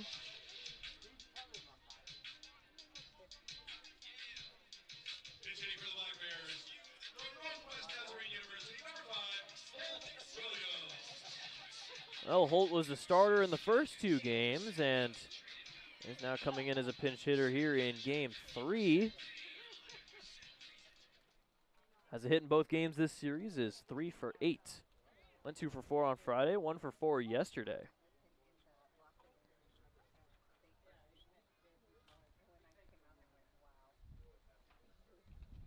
First pitch from Miller as the wind blows. That's ripped over the leap and off the glove of Mullins into right field. Great throw by Chavez on the money to Ibarra, but everybody stops. Advances 90 feet and the bases are loaded after a first pitch single from Holt Williams.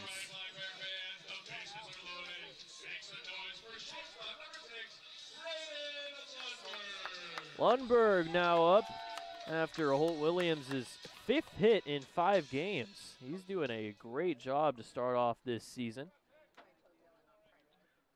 And the main catcher so far since he's been here. First pitch to Lundberg is low for ball 1.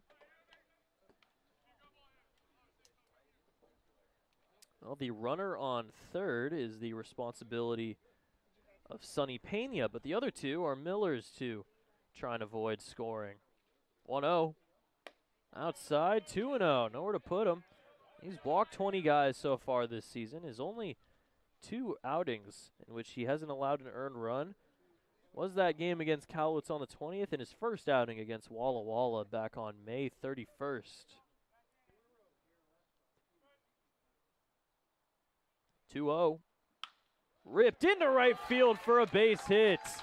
Coming in to score is Orem, an RBI single for Braden Lundberg, and it's 7-2 Black Bears.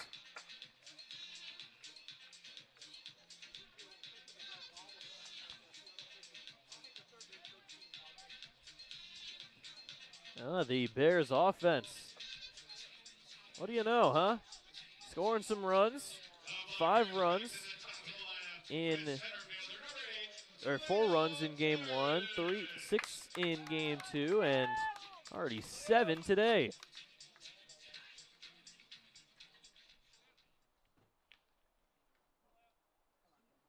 Base is still loaded, and now the top of the lineup in Liam Barrett.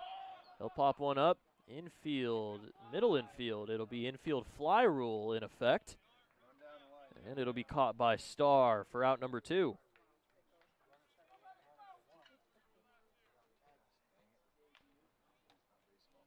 Well, welcome to the Black Bears, Andy Cisneros.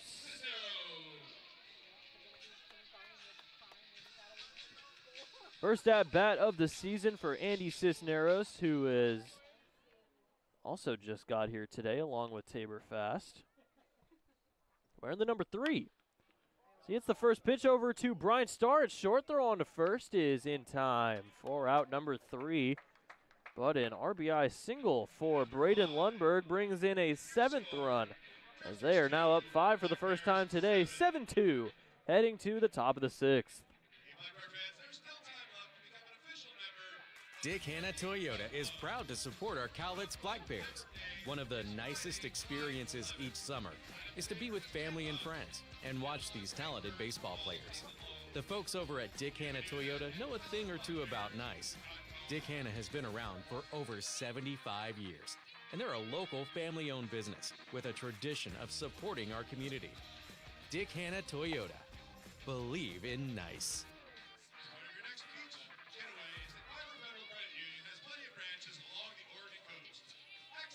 Get ready for another summer of family-friendly fun with the Cowlitz Black Bears. Rally your crew and head down to David Story Field for delicious food and drinks, affordable entertainment, and unforgettable memories. The Black Bears can host your group, business, friends, and youth sports team. Whether you're entertaining clients, treating your employees, or just looking for a fun night out with coworkers, David Story Field is the place to be. Create a summer of great memories with the Black Bears. Book your group outing today at cowlitzblackbears.com.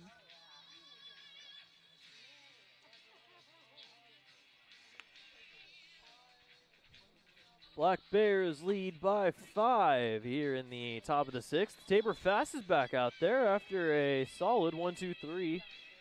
Top of the 5th. Whoa, top of the 5th. Matt Priest is in center field, as Cisneros is at second, Orem is at third. There's a lot of substitutions. Holt Williams is catching. At second is Cisneros. Liam Barrett is somewhere. Where's Liam Barrett? Is he in left? He's in left. So it looks like Will Jeski's day is done, as Priest moves to center, and Jeski is out of the game as Barrett is in left. So a lot going on here between the defense.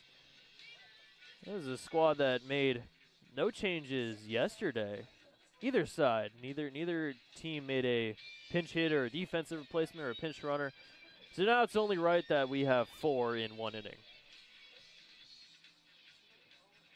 Looks like there's something wrong with the communication device between Holt Williams and coaches and pitcher Tabor Fast, but they got it figured out, and now it'll be Ibarra, Mullins, and Miller, the top 3 in the top of the 5th.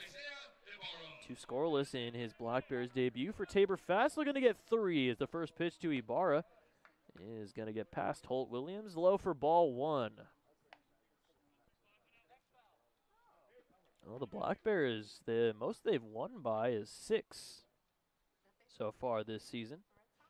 That came on the 6th of June, in which they beat the Yakima Valley Pippins 8-2 in game 1 of that sweep, which feels like so long ago. I mean, it was a month ago, which is a pretty long time, but that'll hit the zone for strike 1. That's also the last time the Bears swept a team, the Pippins, in that 3-gamer. The only time they've swept a team this season. Long on and miss, strike 2. Well, they have now officially won the season series against the Drifters with their win yesterday. Now just looking to add on and keep up we'll start a win streak.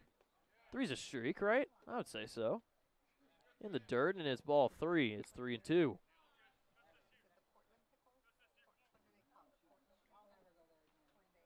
Black Bears have not won more than 3 games in a row, though, this season.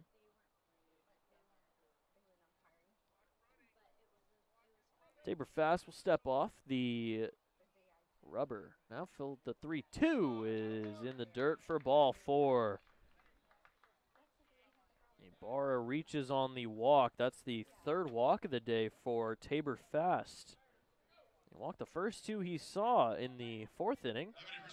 Didn't get either of them to score, though, as he was able to get out of that jam. So we've seen him do this before. Would like it to be a little less stressful, but a 5-run lead, you know, it's a comfortable lead, I would say. More comfortable than any lead we've seen in a while, at least. So that's low for ball 1.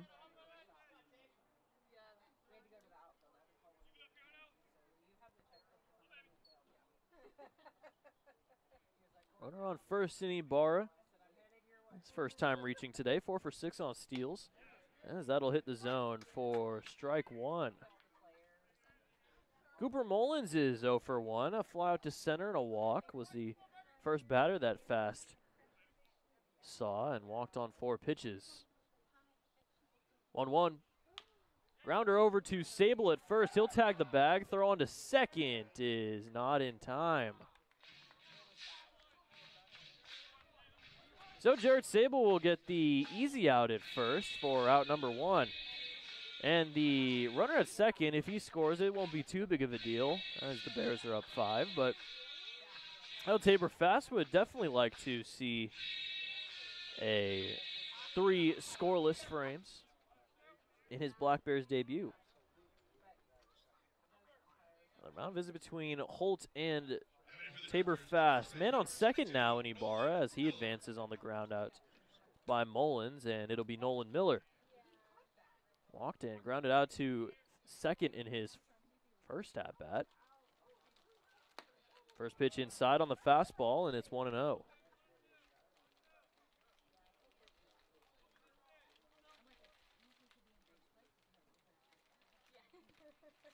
Now the Black Bears have scored in every inning except for the 3rd today. That will miss. Don't know where that one missed, but it did. According to Dylan Self, home plate umpire, and it's 2-0.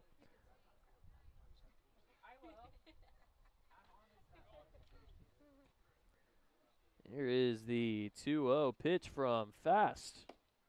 There's strike 1 on the fastball, and it's 2-1. Well, Miller went 1 for 6 against the Bears in 2 games last season. He's a returner. Has now gone 3 for 20. Sorry, no, 4 for 20. Grounder up the middle, and that'll get into center field for a base hit. Rounding third is Ibarra. He'll slip and head back to third. Good throw from Priest, avoiding the run coming in. But a single for Nolan Miller has runners at the corners with 1 out. For the Drifters, the designated hitter number 15, Sam Weber. So with runners on the corners and 1 out, it'll be Sam Weber, who is 0 for 2 today, has a fly out to center and a ground out to second.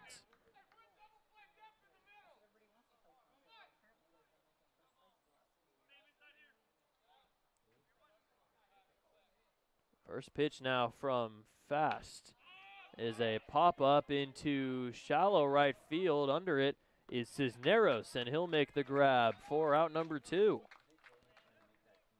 So Andy Cisneros getting his first bit of action on the defensive side.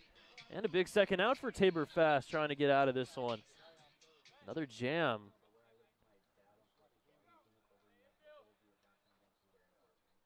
Now runners on the corners, 2 outs, and that'll bring up Logan Honma.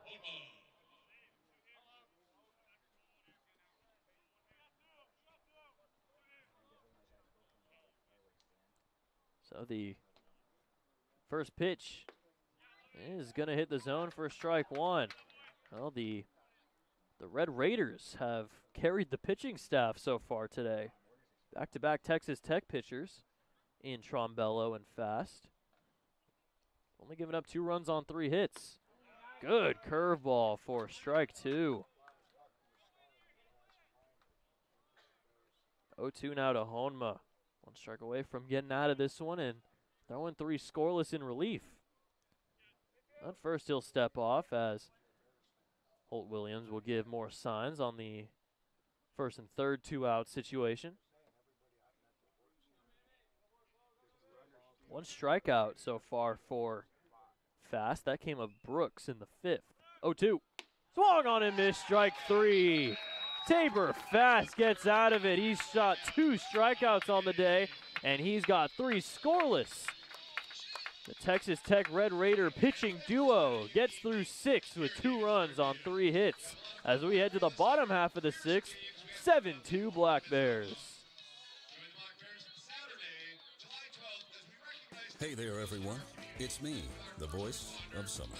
And I'm here to talk to you about the Seize the Debit Summer Sweepstakes by Fiber Federal Credit Union.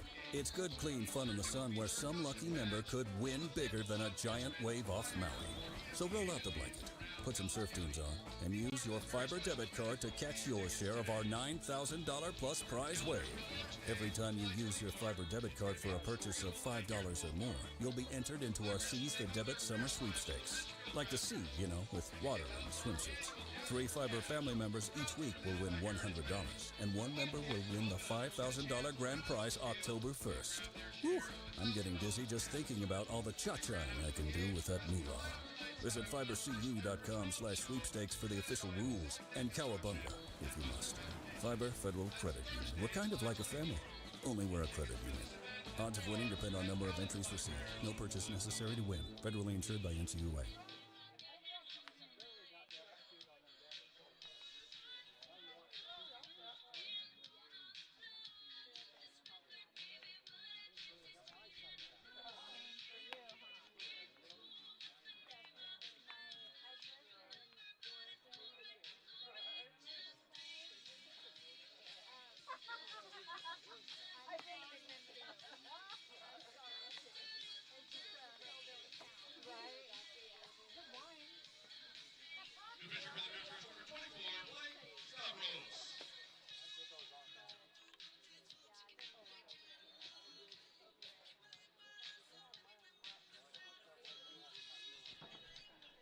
Bottom of the 6th, 7-2. Black Bears have the lead. It has been a very good game for the Black Bears all around today in Game 3. They're looking to sweep the Drifters at home. Blake Stavros, the new pitcher, in the game for the Springfield Drifters. He pitched back on Friday. On the 4th of July, gave up a run in an inning with 2 hits, a walk, and no strikeouts. Actually earned the loss on the 4th, and now is at a 1-1 record. He'll face off against Finn Stewart, Jarrett Sable, and Gavin Poffenroth. First pitch, curveball, is going to hit the zone on the inside edge for strike 1. Stavros went to Bushnell this season. Junior year, pitched 16 2/3. Outside, ball 1. He already has 12 now, 12 innings with the Drifters this season.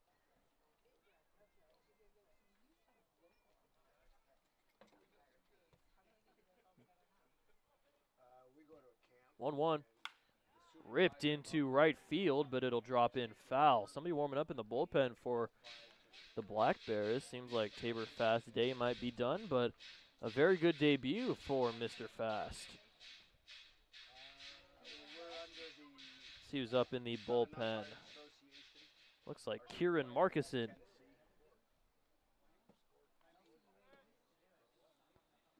One 2 is high on the fastball, and it's 2-2.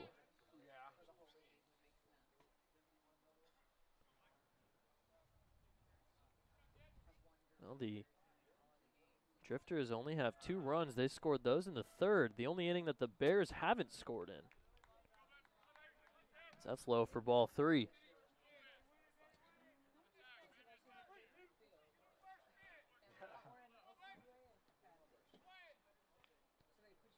Now the full count payoff from Stavros will hit the zone for strike 3.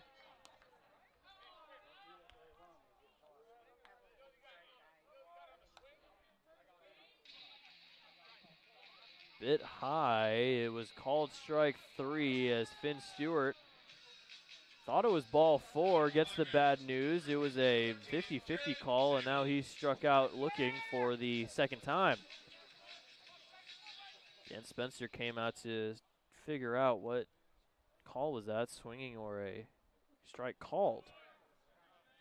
So that's going to hit the zone for strike 1 against Sable. First strikeout of the day for Stavros.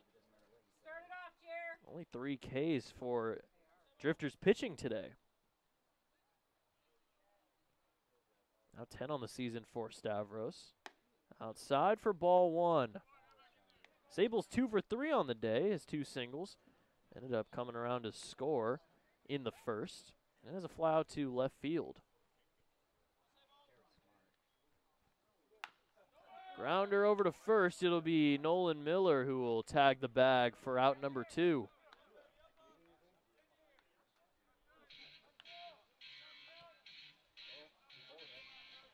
First 2 retired against Stavros, and that'll bring up Poffenroth.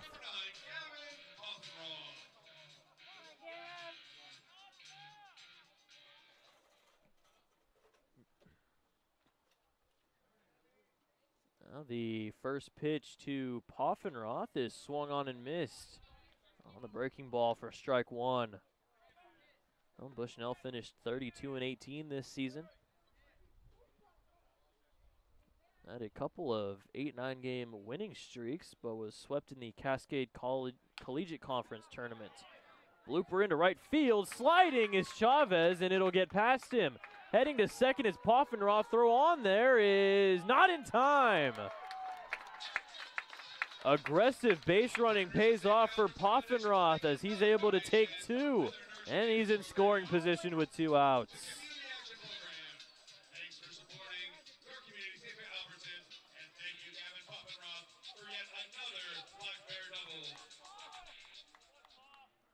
So a 2-out double for Poffenroth. He's now 2 for 3. And that'll bring up Braden Oram. Black Bears trying to score another run.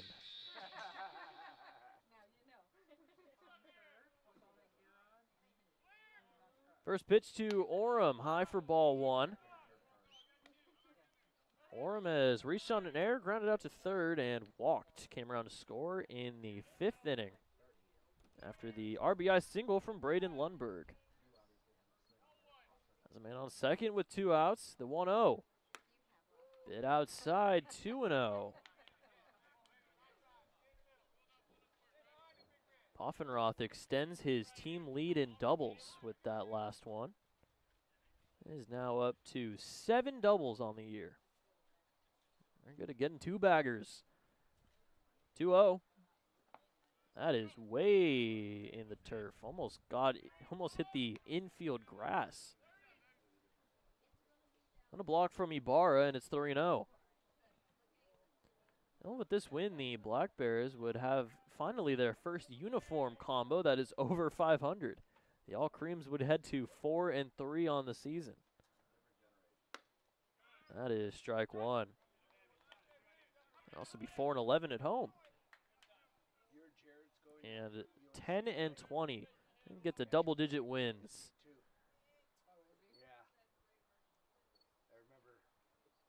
3-1.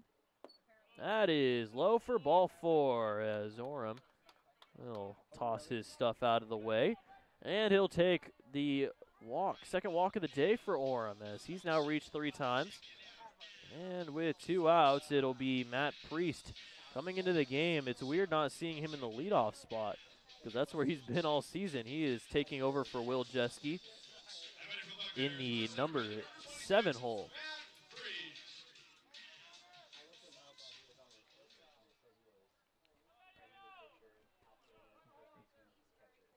Well, Matt Priest first at bat here. First pitch. Breaking ball will hit the zone for strike 1.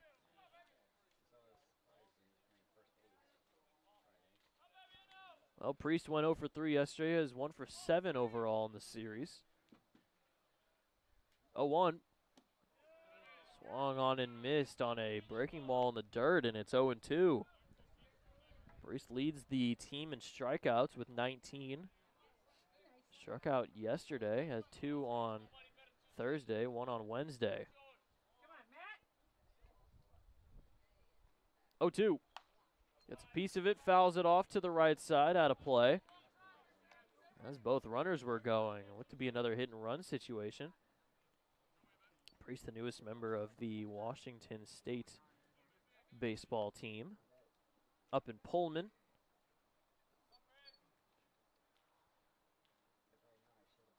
Oh, 2.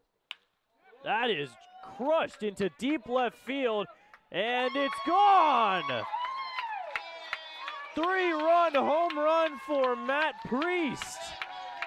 And it's a 10-2 Black Bears lead.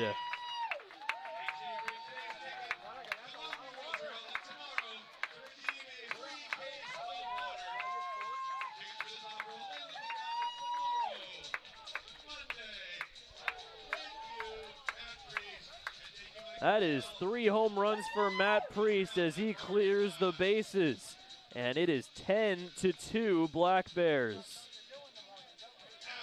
How about that for a pinch hit, AB, huh?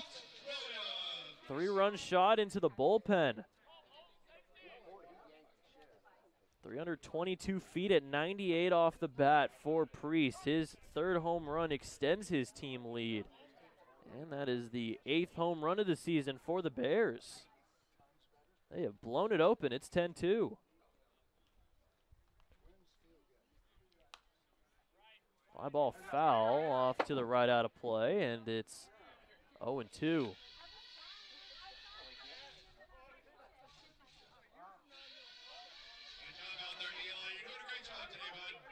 Ten runs, 11 hits, and 1 error. It has been a phenomenal day for Cowlitz in Game 3. 0-2 swung on and missed by Holt for strike 3. Drop third. He tags him. And that'll do it. But the Black Bears score 3 more on a massive 3-run shot for Matt Priest.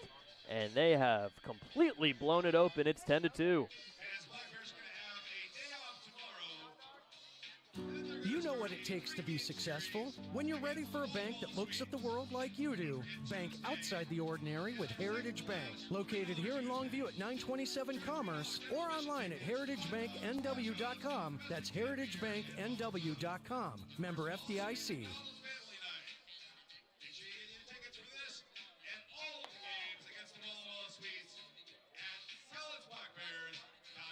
Listen up, baseball fans. Head into Safeway to score on great deals all season long. Safeway has everyone's tailgating favorites, from fried chicken and party subs to fresh cut fruit and veggie trays and tons of easy meal options. Satisfy your whole team for the ultimate game day experience. And you can save a cartload of time with Safeway Drive Up and Go. Just shop online at Safeway.com, head to the store, and we'll bring your groceries right to your car. Safeway, sponsor of the Cowlitz Black Bears.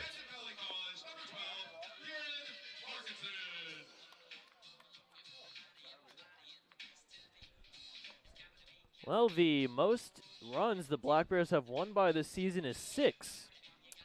They're up 10-2, and it is the top of the 7th. So a chance to really up that record. The most runs they've scored in a game this season is 11 back on the 7th of June in that 11-10 victory over the Yakima Valley Pippins. Most hits in a game is 15. In that same game, they have been absolutely dominant on the offensive side of the ball. And it has been a great to witness. Honestly, this has been a really fun series. I seeing some wins at home, a sweep. The vibes have never been higher.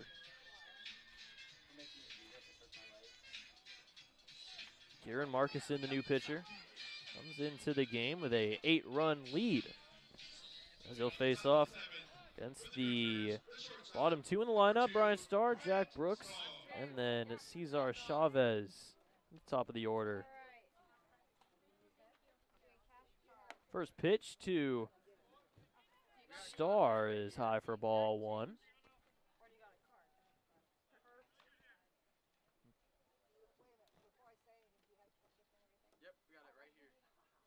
There's the 1-0. Is going to hit the zone on the outside edge for strike one. Brian Starr 0 for 2 on the day. Reached on an error. Only error of the day for the Black Bears, and has flew out to center. Fly ball into foul ground. Running after it is Sable, but it will get out of play over the Black Bears dugout. It's 1-2. Oh, Markison pitched against Portland back on the third. 2 1/3 innings, 2 runs, 3 hits, and 2 strikeouts. Has been struggling as of recent, now in his 10th game of the season. 1-2. Bit high over the glove of Williams, and it's 2-2. We'll see how Kieran pitches. Maybe he'll finish the game here. Save some pitching, up 8. That'll just miss inside to Starr, and it's 3-2.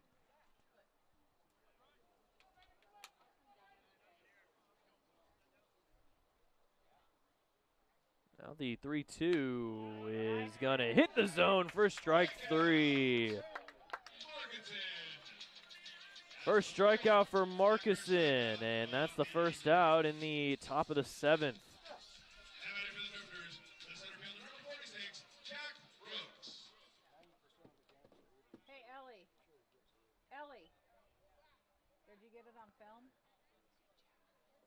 First pitch from Markison to Jack Brooks. Is outside on the curveball for ball one. Brooks has walked and struck out so far. Was the first of 2 strikeouts for Tabor Fast in his 3 scoreless. Fly ball into deep center field. Going back on it is Priest at the base of the track to make the grab for out number 2.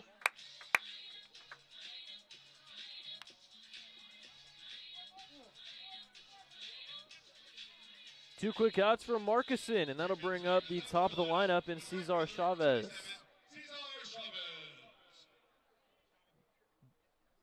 Chavez, a 0 for 3 day, has driven in a run on a ground out back in the 3rd, but otherwise not too much offensively. Grounder to the right side, diving is Cisneros. Throw on to first is going to get past Sable. Heading to second is Chavez.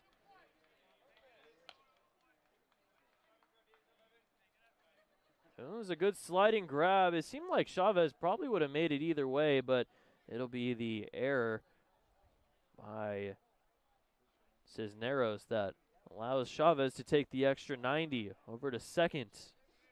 Pitch hitting for the Drifters, number 28, Demetrius Lewis Jr. Well, we have a pinch hitter for Elliott Brown. It'll be DJ Lewis Jr.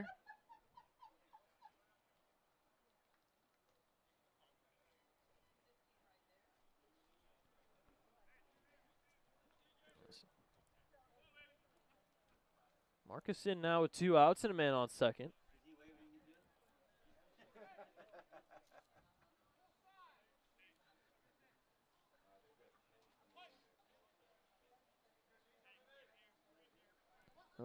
Didn't see DJ Lewis yesterday, but on Friday he went 0 for 2 as that one's inside for ball one.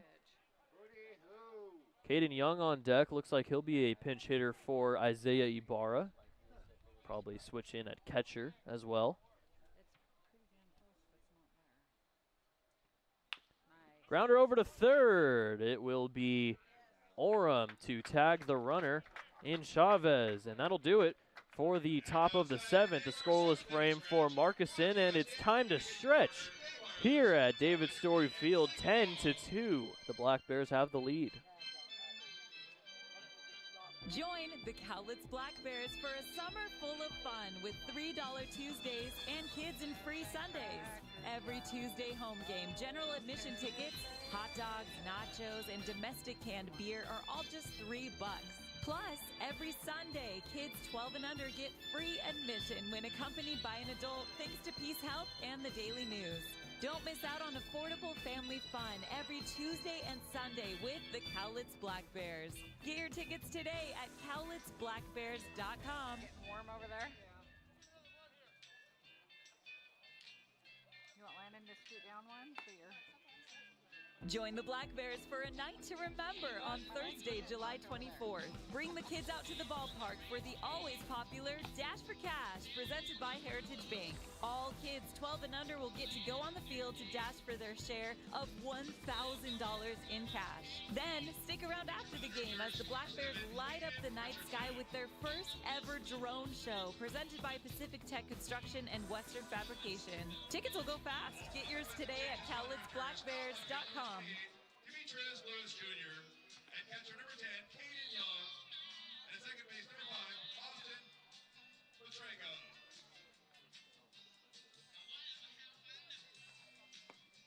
And now first base for the Drifters, number 34, Jackson Wynn.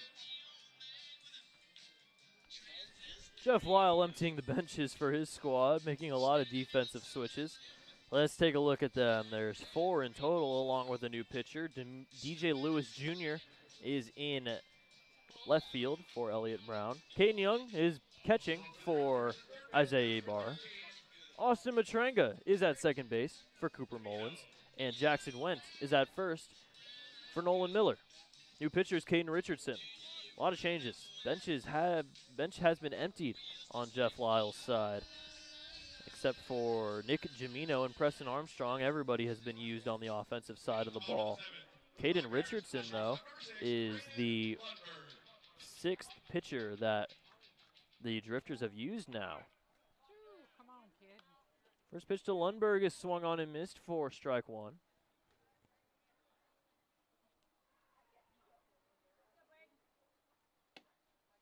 That'll miss low and away for ball 1. What did he say to him?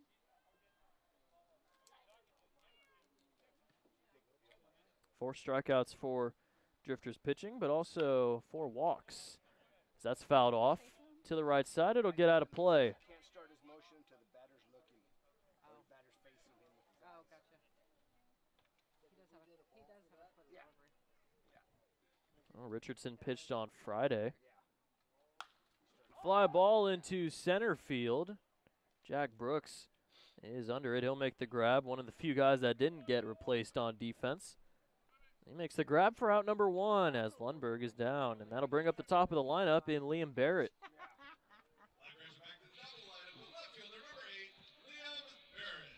Come on, Lee! Liam Barrett 2 for 4, has a single and an RBI double. Ended up scoring in the 4th.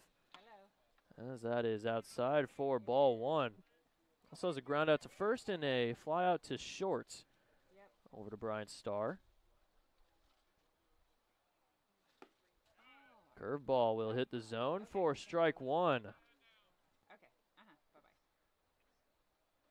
Well, Barrett moved from center field to left after Matt Priest went into the game.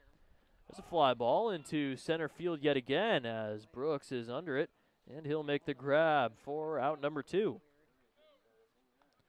Well, 2 straight flyouts to center, and that will bring up Andy Cisneros. First at bat is a Black Bear. He grounded out too short on the first pitch. I didn't even get to talk about him because he swung on the first pitch, but Cisneros is from Moorhead State. His junior season there in 2025. Do you have the keys? As that will hit the zone for strike 1. Cisneros only had a 5'7", but hit 274, 59 hits in 53 games for Moorhead State. As that's over too short. Again, it's bobbled by Starr. Throw on to first is not in time. That's going to be a 3rd error for the Drifters. And Cisneros will reach. First time reaching this season as he's on first. There is a very big height difference between Cisneros, who's 5'7", and Jackson Went, who is 6'5".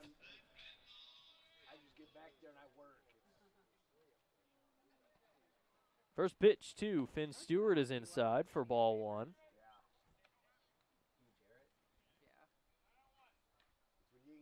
Sable on deck. Finn Stewart, one for three, has 2 strikeouts looking. So that'll hit the zone for strike 1. El Cisneros at Morehead State stole 6 bags. Went 5 for 6 for Glendale Community College last year in 2024.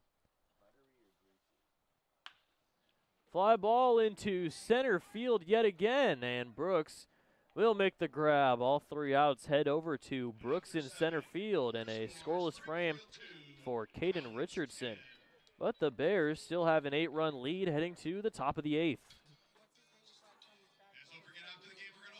Join the Black Bears on Saturday, July 12th in a night to honor the brave men and women in our community with the special First Responders Jersey Auction presented by Steelscape. Fans will get to bid on these special edition game-worn jerseys, and the winning bidder will be invited onto the field for photos after the game. Each jersey will feature a patch representing one of the local law enforcement and fire agencies around Cowlitz County. 100% of the proceeds from the jersey auction will go towards Cowlitz County Habitat for Humanity. Get your tickets today at CowlitzBlackBears.com to be a part of this special event.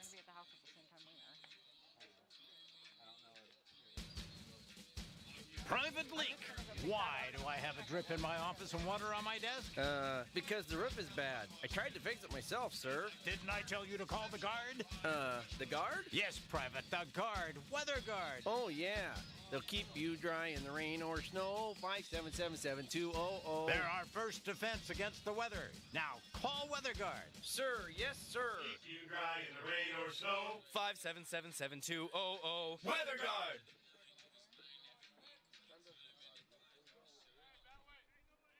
Off the top of the 8th for the Drifters. A bit of a quick last inning in the 7th, as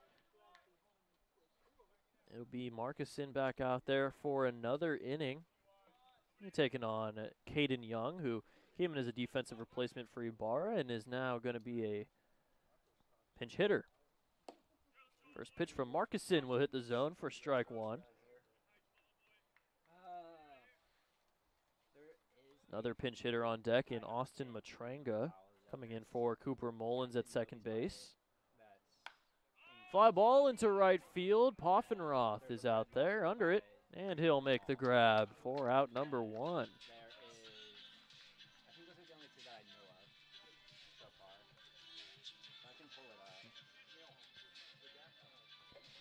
That'll bring up Matranga.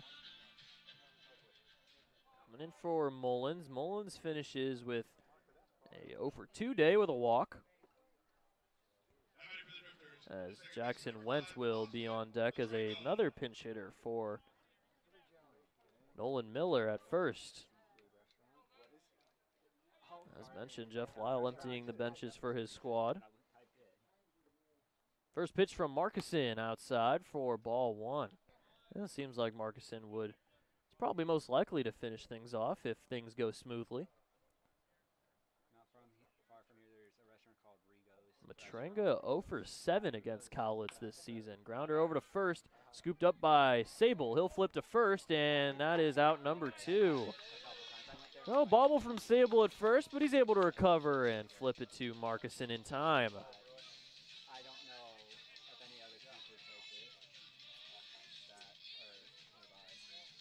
That'll bring up Jackson Went, pinch hitter for Nolan Miller.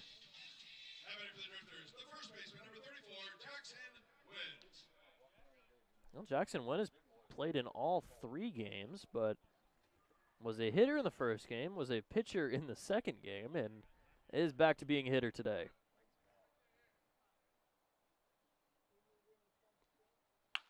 That is ripped down the left field line, but foul.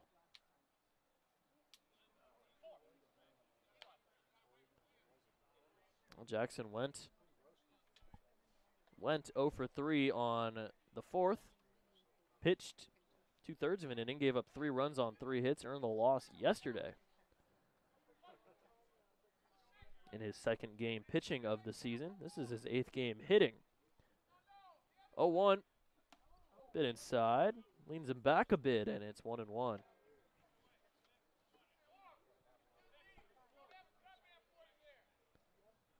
Overall, Wen is 4 for 20 in his 7 games. has 8 strikeouts. Has a strikeout in his last 3 games offensively. 1-1. Blooper over to short, and it'll get over the glove of Lundberg into left field for a base hit. 5th hit of the day for the Drifters, and went with a pinch hit single.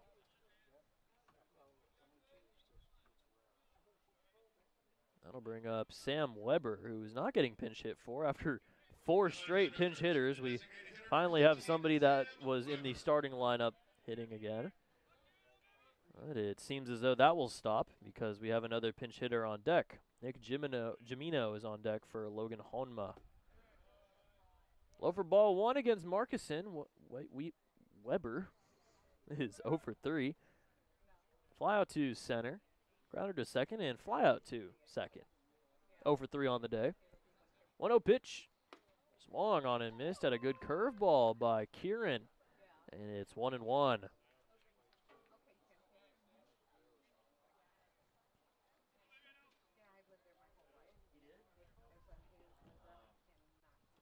Now the 1-1. Fly ball into right field. It will be Poffenroth, and he'll make the grab for out number 3. 2 scoreless for Kieran Markison as we head to the bottom of the 8th. 10-2. Black Bears have a very comfortable lead.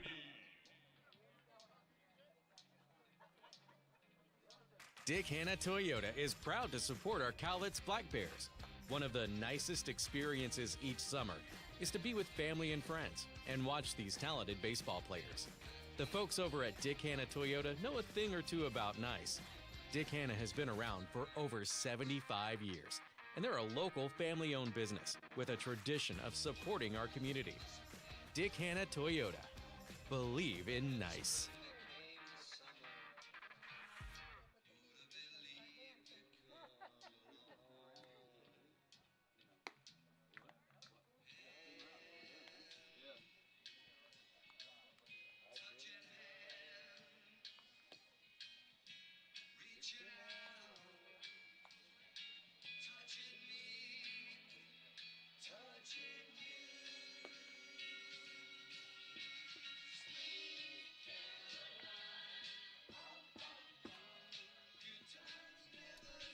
Well, the Black Bears are staying at home for a 3-gamer against Walla Walla. That starts on Tuesday at 6:35. That's going to be the next broadcast we have here at David Story Field. 3 against the Sweets and then 2 against the Northwest Star Nighthawks in a couple of exhibition matches. On the other side, the Drifters are heading home to take a 6-game homestand. 3 against the Yakima Valley Pippins and 3 against the Marion Berries, who are, might add, playing very well so far in the second half, 5-0. Speaking of which, there's only one other score in the West Coast League, the West Coast League South right now. The Raptors are beating the Victoria Harbor Cats in Game 3 of that series as the Raptors try to avoid starting the second half 0-6. And it seems like they're going to be doing that as they're in the bottom of the 8th. Sable up with nobody out as Jack Klee is the new pitcher. So grounded back to Klee, leaps up to grab it. He'll flip to first, and that's out number 1. Jack Klee is the 7th pitcher used by the Drifters so far today. As that'll bring up Gavin Poffenroth. Poffenroth is 2 for 3, has a RBI single, a double, a walk, and a ground out to third. Solid game from the leading hitter for the Bears as he swings and misses, and it's 0-1. Well, Klee started on Friday for the Bears on the 4th of July. 4 innings, 1 earned run, 6 hits, 3 walks, and a strikeout. That was a game in which the Black Bears offense could get on, but they couldn't bring them around. It didn't matter, though. They still ended up winning Game 1. But now this is a game where they're bringing everyone around and have a 10-2 lead.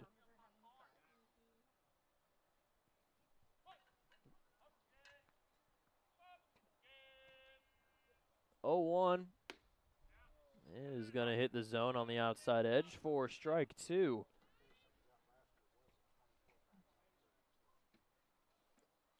There's only 3 guys left on the bench for Dan Spencer's squad. Nicky Garitano, Jack Meissner, Mason Shea. That's ripped into right field. Under it is Chavez, and he'll make the grab for out number 2. That'll bring up Braden Oram. With Matt Priest on deck, Oram is 0 for 2, but has 2 walks on the day. He's gotten on 3 times after reaching on the air, and the 2 walks. Moved over to third from second after Cisneros got into his first game. Rips the first pitch over to the party deck, but foul, and it's 0-1.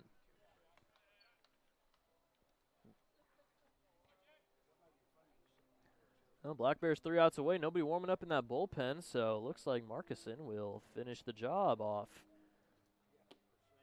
That'll miss for ball 1. So the Black Bears only using 3 pitchers for the second straight day. Meanwhile, the Springfield Drifters have to use 7. That one's low for ball 2. And even with the off day, it's still good to save pitching. They're going to have pretty much all of their bullpen arms for the first game of the Walla Walla series. That'll hit the zone for strike 2. 3 outs away from sweeping the Drifters and taking the season series 5-1. They have been very good against the Drifters squad. Their only loss was only by 2. Fly ball into shallow left field. Under it is Starr, and he'll make the grab for out number 3. Black Bears 3 outs away from a sweep. We head to the 9th, 10-2 Cowlitz.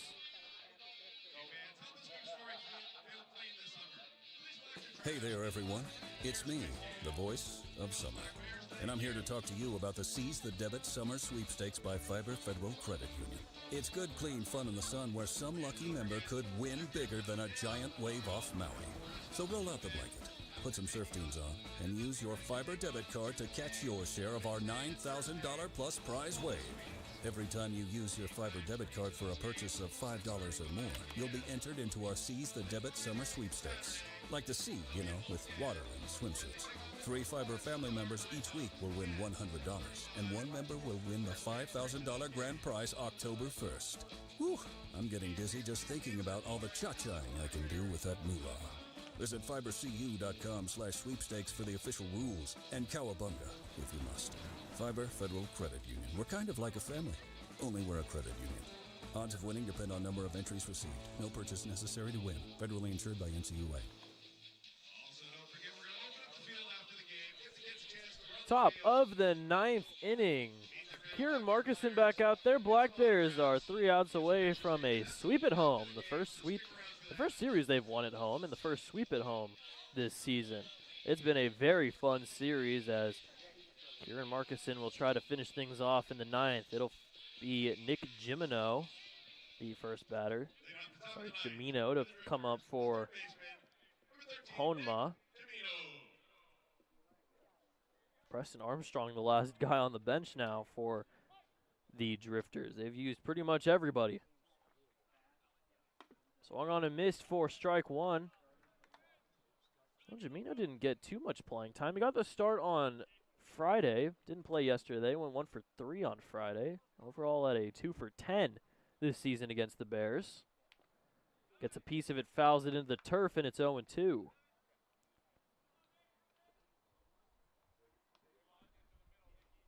Five for 25 in 10 games. 4 of his 5 hits have come in his past 5 games.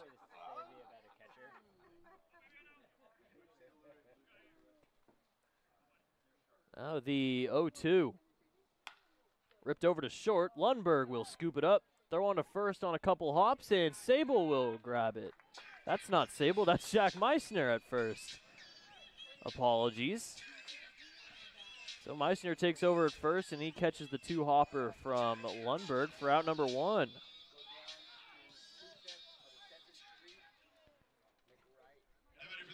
I'll bring up Brian Starr.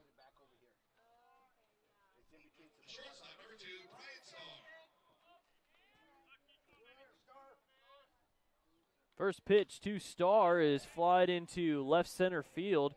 Under it is Liam Barrett, and he'll make the grab for out number 2. Oh, this is probably the most comfortable lead that the Bears have had all season. And it's very nice not having to be, stressed about a game. We're up 8. There's 1 out left. Life is good. Life is real good. We're starting off the second half on a great note. And we'll only have to hope that it continues into the Walla Walla series. That's outside for ball 1.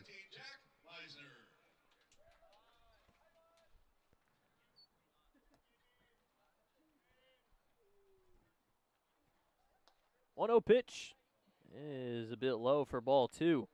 Top of the lineup in Cesar Chavez on deck. Bears 1 out away from winning this one. 2-0. Foul tipped into the glove of Holton. It's 2-1. 10 runs, 11 hits, 2 errors for the Black Bears.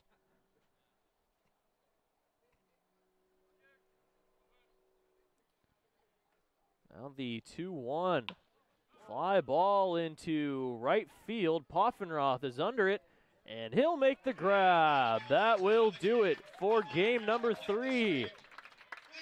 The Black Bears sweep the Drifters at David Story Field. They take this one in pretty dominant fashion, 10-2. And they have now won 3 straight. They sweep the Drifters in the 4th of July weekend series and are now 10-20 on the season. The Springfield Drifters are now 12-18 and have lost 3 straight after getting swept on the road. They'll head home for a 6-gamer. Black Bears will stay at home for a midweek series against the Sweets. They finished with 10 runs on 11 hits with 2 errors. On the other side, the Drifters finished with 2 runs on 5 hits with 3 errors. A dominant sweep of the Drifters by Cowlitz. Next time we see each other, it will be on Tuesday at 6:35 for game 1 of a 3-game series against the Walla Walla Sweets. But for now, everybody have a good rest of your day. For everybody here at David Story Field, I'm Evan Patoka. We will see you on Tuesday for game 1.